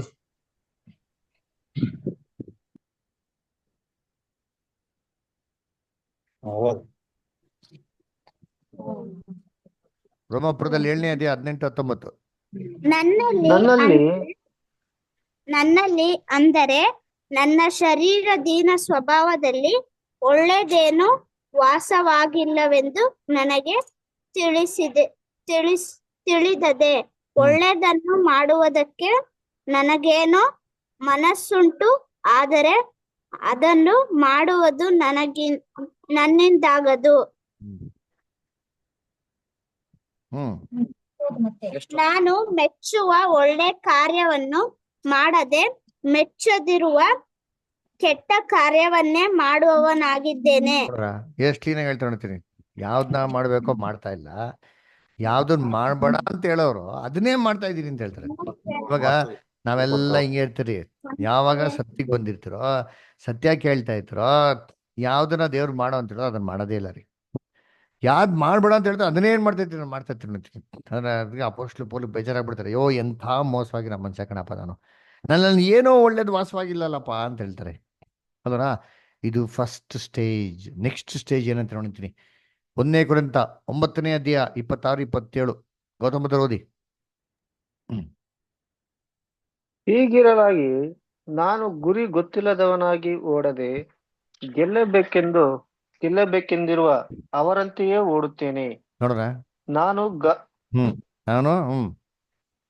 ನಾನು ಗಾಳಿಯನ್ನು ಗುದ್ದುವವನಾಗಿರದೆ ಗೆಲ್ಲಬೇಕೆಂದವನಾಗಿ ಗುದ್ದಾಡುತ್ತೇನೆ. ನೋಡ್ರ, ಅಪೊಸ್ತಲ ಪೌಲ್ ಹೇಳ್ತಾನೆ, ನಾನು ಹೆಂಗ್ ಓಡ್ತೀನಿ ಅಂದ್ರೆ ಗೆಲ್ಬೇಕು. ಹೆಂಗ್ ಓಡ್ತೀನಿ, ಹೆಂಗೆ ಗುದ್ದಾಡ್ತೀನಿ ಅಂದ್ರೆ ಗಾಳಿನ ಹೊಡಿಯೋಂಥರ ಗುದ್ದಾಡಲ್ಲ ರೀ, ಗೆಲ್ಬೇಕು ಅಂತ ಗುದ್ದಾಡ್ತೀನಿ ಅಂತ. ಏನಿದು ಬಾಕ್ಸಿಂಗ್ನಲ್ಲಿ ಹೆಂಗ್ ಹೊಡಿತಾರೆ, ಮಖಕ್ಕೆ ಹೊಡಿದ ಪಂಚು ಅವರ ಯಾರು ಪಂಚ್ ಹೊಡಿತಾ ಇರ್ತಾರೋ ಸ್ಥಿರವಾಗಿ ಇರ್ತಾರೆ, ಕರೆಕ್ಟಾಗಿ ಹೊಡಿತಾ ಇರ್ತಾರೆ. ಪಂಚ್ ತಿಂತಾ ಇರೋನೋ ಏಟ್ ತಿಂತಾರೋನೋ ಒಂದ್ ಏಟ್ ತಿಂತಾನೆ ತಲೆ ತಿರುಗಿ ಶುರು ಆಗ್ಬಿಡ್ತಾರೆ. ಆದ್ರೆ ಅವ್ನು ಹೊಡಿದಕ್ಕೆ ಪ್ರಯತ್ನ ಮಾಡ್ತಾನೆ, ಟಾರ್ಗೆಟ್ ಸಿಕ್ಕಲ್ಲ, ಯಾಕಂದ್ರೆ ನಾಲ್ಕು ಕಾಣಿಸ್ತಿದೆ, ಯಾವ್ದು ಗೊತ್ತಾಗಲ್ಲ, ಅದಕ್ಕೆ ಮಾಡ್ತಾನೆ, ಗಾಳಿಗೆ ಹೊಡಿತಾ ಇರ್ತಾನೆ, ಅವನು ಸೋತೋಗ್ತಾನೆ. ಅಪೊಸ್ತಲ ಪೌಲ್ ಅದು ಹೇಳೋದು, ನಾನು ಹೊಡಿಬೇಕಾದ್ರೆ ಗುರಿ ಗೊತ್ತಿಲ್ದಿರೋ ಒಂಥರ ಗಾಳಿಗೆ ಹೊಡಿಯೋ ಒಂಥರ ಹೊಡಿಯಲ್ಲ. ನಮ್ಮ ಬಲಹೀನತೆಗಳು ನಮಗೆ ಚೆನ್ನಾಗಿ ಗೊತ್ತು. ಈ ಬಲಹೀನತೆಗಳಿಗೆ ಎಷ್ಟು ಹೊಡಿತಾ ಇದ್ದೀರಿ ನಾವು, ಎಷ್ಟು ಹೊಡೆದಿ ಅಡಗಿಟ್ಟಿ ಅದನ್ನ ದಬಾಯಿಸ್ತಾ ಇದ್ದೀರಿ. ಯಾಕೆ? ಅದು ಹೊರಗಡೆ ಬಂದ್ರೆ ಇದು ಕರ್ತನಿಗೆ ಮೆಚ್ಚಿಗೆ ಆಗೈತಿ, ನಡೆಯಕ್ಕಾಗಲ್ಲ. ಇದು ಕ್ರಿಸ್ತನ ಹಿಂಬಾಲಿಸೋದು, ದಬಾಯಿಸ್ಬೇಕು, ಕೆಟ್ಟದ್ನೆಲ್ಲ ದಬಾಯಿಸ್ಬೇಕು, ಹಿಡಿಬೇಕು. ಯಾಕೆ? ಪ್ರೈಸ್ ಗೆಲ್ಬೇಕಾ, ನೀವು ದೇವ್ರ ಮಕ್ಕಳಾಗಿರ್ಬೇಕಾ? ಹಂಗಂದ್ರೆ ಏನ್ ಮಾಡಬೇಕು? ನಮ್ಮ ಹಳೆ ಮನುಷ್ಯನ ಎಲ್ಲಾ ಗುಣಗಳನ್ನ ದಬಾಯಿಸ್ಬೇಕು, ಹೊಡಿಬೇಕು, ಜಜ್ಬೇಕು. ಮುಂದಕ್ಕೆ ಓದಿಬೋದ? ನೆಕ್ಸ್ಟ್ ಆಮೇಲೆ ಹೇಳ್ತಾರೆ ಅಪೊಸ್ತಲ ಪೌಲು, ಇತರರನ್ನು ಹೋರಾಟಕ್ಕೆ ಕರೆದ ಮೇಲೆ ನಾನೇ ಅಯೋಗ್ಯನೆನಿಸಿಕೊಂಡೇನೋ ಎಂಬ ಭಯದಿಂದ ನನ್ನ ಮೈಯನ್ನು ಜಜ್ಜಿ ಸ್ವಾಧೀನಪಡಿಸಿಕೊಳ್ಳುತ್ತೇನೆ. ಎಷ್ಟು ದಿನ ಹೇಳ್ತಾನೆ ಅಂತೀನಿ, ಎಲ್ಲಾರ್ದು ಸತ್ಯಕ್ಕೆ ಅಂದ್ಬಿಟ್ಟು ನಾನೆಲ್ಲ ಅಯೋಗ್ಯನಾಗ್ಬಿಡ್ತೀನಿ ಅಂದ್ಬಿಟ್ಟು ನನ್ನ ಶರೀರನ ಏನ್ ಮಾಡ್ತೀನಿ, ನಾನು ಅಧೀನದಲ್ಲಿ ಇಟ್ಕೊಂತೀನಿ ಅಂತಾರೆ. ಕರ್ತನಲ್ಲಿ ಪ್ರೀತಿ ಅಂತ ಹೊಗಳೇ ಇದೇ ರೀತಿ ನಾವು ನಮ್ಮ ಶರೀರದಲ್ಲಿ ಅದನ್ನಲ್ಲಿ ಇಟ್ಕೊಬೇಕು. ಯಾಕೆ? ಹಳೆ ಮನುಷ್ಯ ನೂತನ ಸೃಷ್ಟಿ, ಹಳೆ ಮನುಷ್ಯನ ಕಂಟ್ರೋಲ್ ತಗೊಂಡು ದೇವ್ರ ಜೊತೆ ನೆರವೇರಿಸ್ಬೇಕು. ಈ ತರ ನೀವ್ ಹೇಳ್ರಿ, ಎಷ್ಟು ಜನ ಕ್ರೈಸ್ತವ್ರು ಮಾಡ್ತಾರೆ? This is Christianity, this is church. ಇನ್ನೊಂದು ವಾಕ್ಯ ಓದಿ, 1ನೇ ತಿಮೋತಿ ವಿಕ್ರಮ್ ಬದರ್ ಓದ್ತೀರಾ? 1ನೇ ತಿಮೋತಿ 4ನೇ ಅಧ್ಯಾಯ 7 ಮತ್ತು 8. Sorry, 2 Timothy brother, 2 Timothy 4th chapter 7 and 8. Vikram brother ಇದ್ದೀರಾ?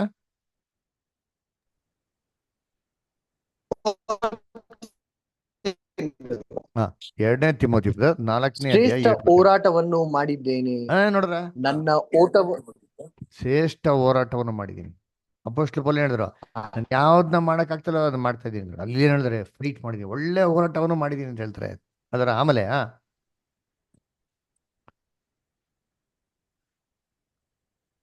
ನನ್ನ ಓಟವನ್ನು ಕಡೆಗಾಣಿಸಿದ್ದೇನೆ, ಕ್ರಿಸ್ತ ನಂಬಿಕೆಯನ್ನು ಕಾಪಾಡಿಕೊಂಡಿದ್ದೇನೆ.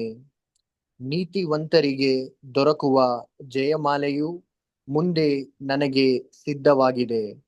ಅದನ್ನು ನೀತಿಯುಳ್ಳ ನ್ಯಾಯಾಧಿಪತಿಯಾಗಿರುವ ಕರ್ತನು ಆ ದಿನದಲ್ಲಿ ನನ್ನ ಪ್ರತ್ಯಕ್ಷತೆಯನ್ನು ಪ್ರೀತಿಸುವವರೆಲ್ಲರಿಗೂ. Very good. ಅಲ್ರ ನೋಡಿ, ಹೇಳ್ತಾರೆ ಅಲ್ಲಿ ಕರ್ತನಲ್ಲಿ ಪ್ರೀತಿ ಅಂತ ಹೇಳಿ, ನಾನು ಒಳ್ಳೆ ಹೋರಾಟನ ಓಡಾಡಿದ್ದೀನಿ. ನನಗೆ ಮಾತ್ರ ಅಲ್ಲ ರೀ, ನನಗೆ ಜೀವ ಕೆಟ್ಟ ಇಟ್ಟಿದ್ದಾರೆ. ನನಗೆ ಮಾತ್ರ ಅಲ್ಲ, ಯಾರೆಲ್ಲ ಹೋರಾಡ್ತಾರೆ ಎಲ್ಲರೂ ಕಿರೀಟ ಕೊಡ್ತಾರೆ. ಈ ರೀತಿ ನಾವು ಗೆದ್ರೆ ನಮಗೂ ಪ್ರೈಸ್ ಏನ್ ಮಾಡ್ತಾರೆ ದೇವರು? ಖಂಡಿತ ಕೊಟ್ಟೆ ಕೊಡ್ತಾರೆ. ಅದರ ಅದಕ್ಕೆ ಚೆನ್ನಾಗಿ ಅರ್ಥ ಇಟ್ಕೊಬೇಕು. ಹೆಂಗ್ ಗೊತ್ತಾ? ಈ ಹಳೆಯ ಮನುಷ್ಯನ ತ್ಯಜಿಸಿ ನೂತನ ಸೃಷ್ಟಿ ಮಾಡಕ್ ನಾವು ಧರಿಸ್ಕೊಬೇಕು. ನೋಡಿ, ವಾಕ್ಯ ಓದೋಣ. ಕೊಲೋಸ್ಯರು 3ನೇ ಅಧ್ಯಾಯ 8-10. ಕೊಲೋಸ್ಯರು 3ನೇ ಅಧ್ಯಾಯ 8-10. ಬಿಂದು ಸಿಸ್ಟರ್ ಓದ್ಬೋದಾ?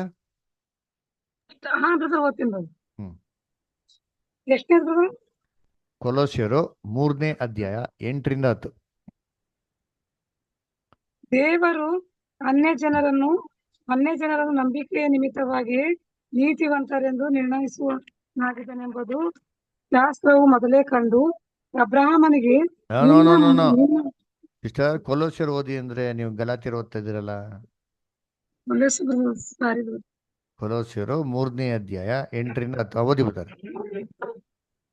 ಈಗಲಾದರೂ ಕ್ರೋಧ, ಕೋಪ, ಮತ್ಸರ, ದೂಷಣೆ, ಬಾಯಿಯಿಂದ ಹೊರಡುವ ದುರ್ಭಾಷೆ ಇವುಗಳನ್ನು ವಿಸರ್ಜಿಸಿ ಬಿಡಿರಿ. ಒಬ್ಬರಿಗೊಬ್ಬರು ಸುಳ್ಳಾಡಬೇಡಿರಿ. ನೀವು ಪೂರ್ವ ಸ್ವಭಾವವನ್ನು ಅದರ ಕೃತ್ಯಗಳ ಕೂಡ ತೆಗೆದಿಟ್ಟು ನೂತನ ಸ್ವಭಾವವನ್ನು ಧರಿಸಿಕೊಂಡಿದ್ದೀರಲ್ಲವೇ? ಈ ಸ್ವಭಾವವು ಅದನ್ನು ಸೃಷ್ಟಿಸಿದಾತನ ಹೋಲಿಕೆಯ ಮೇರೆಗೆ ದಿನೇ ದಿನೇ ನೂತನವಾಗುತ್ತಾ ಪೂರ್ಣ ಜ್ಞಾನವನ್ನು ಉಂಟು ಮಾಡುತ್ತದೆ. ನೋಡ್ರ ಎಷ್ಟು ಕ್ಲೀನಾಗಿ ಹೇಳ್ತಾರೆ. ಹ ನೀವು ಪೂರ್ಣ ಸ್ವಭಾವವನ್ನು ತೆಗೆದಿಕ್ಕಿರಿ. ಅವರ ನೂತನ ಸ್ವಭಾವವನ್ನು ಏನ್ ಮಾಡಿ, ನೀವು ಪೂರ್ವ ಸ್ವಭಾವವನ್ನು ತೆಗೆದಿಟ್ಟು ನೂತನ ಸ್ವಭಾವವನ್ನು ಧರಿಸ್ಕೊಳ್ಳಿ ಅಂತ ಹೇಳ್ತಾರೆ. ಅದನ್ನೇ ಏನ್ರಿ ನೂತನ ಸೃಷ್ಟಿಯಾಗಿ ಬಾಳಂಥದ್ದು. ಯೋಚನೆ ಮಾಡಿದ್ದೀನಿ, ಕರ್ತನಲ್ಲಿ ಪ್ರೀತಿಗಳೇ, ಈ ಥರ ಇದ್ರೇನೆ ಆತ್ಮಿಕ ಶೈಲಿಯಲ್ಲಿ ಜನ್ಮ ತೊಗೊಳಕ್ಕೆ ಸಾಧ್ಯ. ಯೋಚನೆ ಮಾಡಿ, ಕರ್ತನಲ್ಲಿ ಪ್ರೀತಿಗಳೇ, ಇವತ್ತು ಲೋಕದಲ್ಲಿ ಜನ ಕ್ರೈಸ್ತವ್ರೆ, ನೀವೇ ಹೇಳ್ರಿ, ಈ ಟರ್ಮ್ಸ್ ಆ್ಯಂಡ್ ಕಂಡೀಷನ್ ಎಷ್ಟು ಜನ ಫುಲ್ ಮಾಡ್ತಾರೆ? ಅದಕ್ಕೆ ಯೇಸು ಕ್ರಿಸ್ತ ಕರೆಯಲ್ಪಟ್ಟವರು ಅನೇಕ ಜನ, ಆಯಲ್ಪಟ್ಟವರು ಸ್ವಲ್ಪ ಜನ. ಆಮೇಲೆ ಈ ಥರ ಮಾಡ್ತೀನಿ ಅಂತ ಬಂದವ್ರು ಜನ ಇರ್ತಾರೆ, ಆದರೆ ಇಲ್ಲಿ ನಂಬಿಕಸ್ರ ಜನ ಎಲ್ಲರೂ ಬಂದ್ಬಿಡ್ತಾರೆ. ಎಲ್ಲರೂ ನಂಬಿಕಸ್ಥರಾಗ್ಬಿಡ್ತಾರಾ? ಅಲ್ಲರ ಮಾಡ್ತೀನಿ ದೇವ್ರಿ, ಇರ್ತೀನಿ ದೇವ್ರಿ ಅಂತ ಹೇಳ್ತಾರೆ, ಅದೆಲ್ಲ ನಂಬಿಕಸ್ಥರಾಗ್ಬಿಡ್ತಾನೆ? ಇಲ್ಲ ರೀ, ಅದ್ರಲ್ಲಿ ಇನ್ನೂ ಸ್ವಲ್ಪ ಜನ. ಅದಕ್ಕೆ ಈ ಕ್ಯಾಟಗರಿಯಲ್ಲಿ ನೋಡಿದ್ರೆ ಏನು, ದೇವರಿಗೆ ತ್ಯಾಗ ಮಾಡ್ತೀನಿ, ಸ್ಯಾಕ್ರಿಫೈಸ್ ಮಾಡ್ತೀನಿ ಬರ್ತಾರಲ್ಲ, ಅದೊಂದು ಗುಂಪಿದೆ. ಅದರಲ್ಲಿ ಇನ್ನೊಂದು ಚಿಕ್ಕ ಗುಂಪಿದೆ, M&N ಅಂತ. ಅಲ್ವರ ಏನ್ರಿ, ಎಂ ಅಂತಂದ್ರೆ ಆಯಲ್ಪಟ್ಟವರು, ಆದ್ರೆ ಎನ್ ಅಂತಂದ್ರೆ ಯಾರಪ್ಪ ಅಂದ್ರೆ ಏನ್ರಿ, ನಂಬಿಕಸ್ಥರು. ಅವರ ನಾವು ಬರೀ ಕರೆಯಲ್ಪಟ್ಟವರಾಗಿದ್ರೆ ಸಾಲಲ್ಲ, ಕರ್ತನಲ್ಲಿ ಪ್ರೀತಿ ಅಂತ ಸೊರಗಳೇ. ಆಯಲ್ಪಟ್ಟವರಾಗಿದ್ರೆ ಸಾಲಲ್ಲ, ನಾವೇನಾಗಿರ್ಬೇಕು? ಕ್ರಿಸ್ತನ್ಗೆ ನಂಬಿಕಸ್ಥರಾಗಿರ್ಬೇಕು. ಎಲ್ಲಿವರೆಗೂ ನಂಬಿಕಸ್ಥರಾಗಿರ್ಬೇಕಂದ್ರೆ ಮರಣದವರೆಗೂ ನಂಬಿಕಸ್ಥರಾಗಿರ್ಬೇಕು. ವಾಕ್ಯ ಓದೋಣ, ಪ್ರಕಟಣೆ 17:14. ಆನಂದ್ ಬ್ರದರ್ ಓದ್ತೀರಾ? ರೆವಲ್ಯೂಷನ್ 17:14.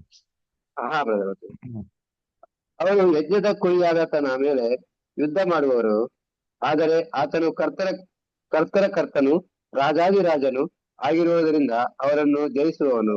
ಮತ್ತು ದೇವರು ಕರೆದವರು, ದೇವರಾದುಕೊಂಡವರು, ನಂಬಿಗಸ್ತರು ಆಗಿರುವ ಆತನ ಕಡೆಯವರು ಆ ಜಯದಲ್ಲಿ ಪಾಲುಗಾರರಾಗುವರು. ನೋಡ್ರ, ಆತನ ಕಡೆಯವರು ಯಾರು?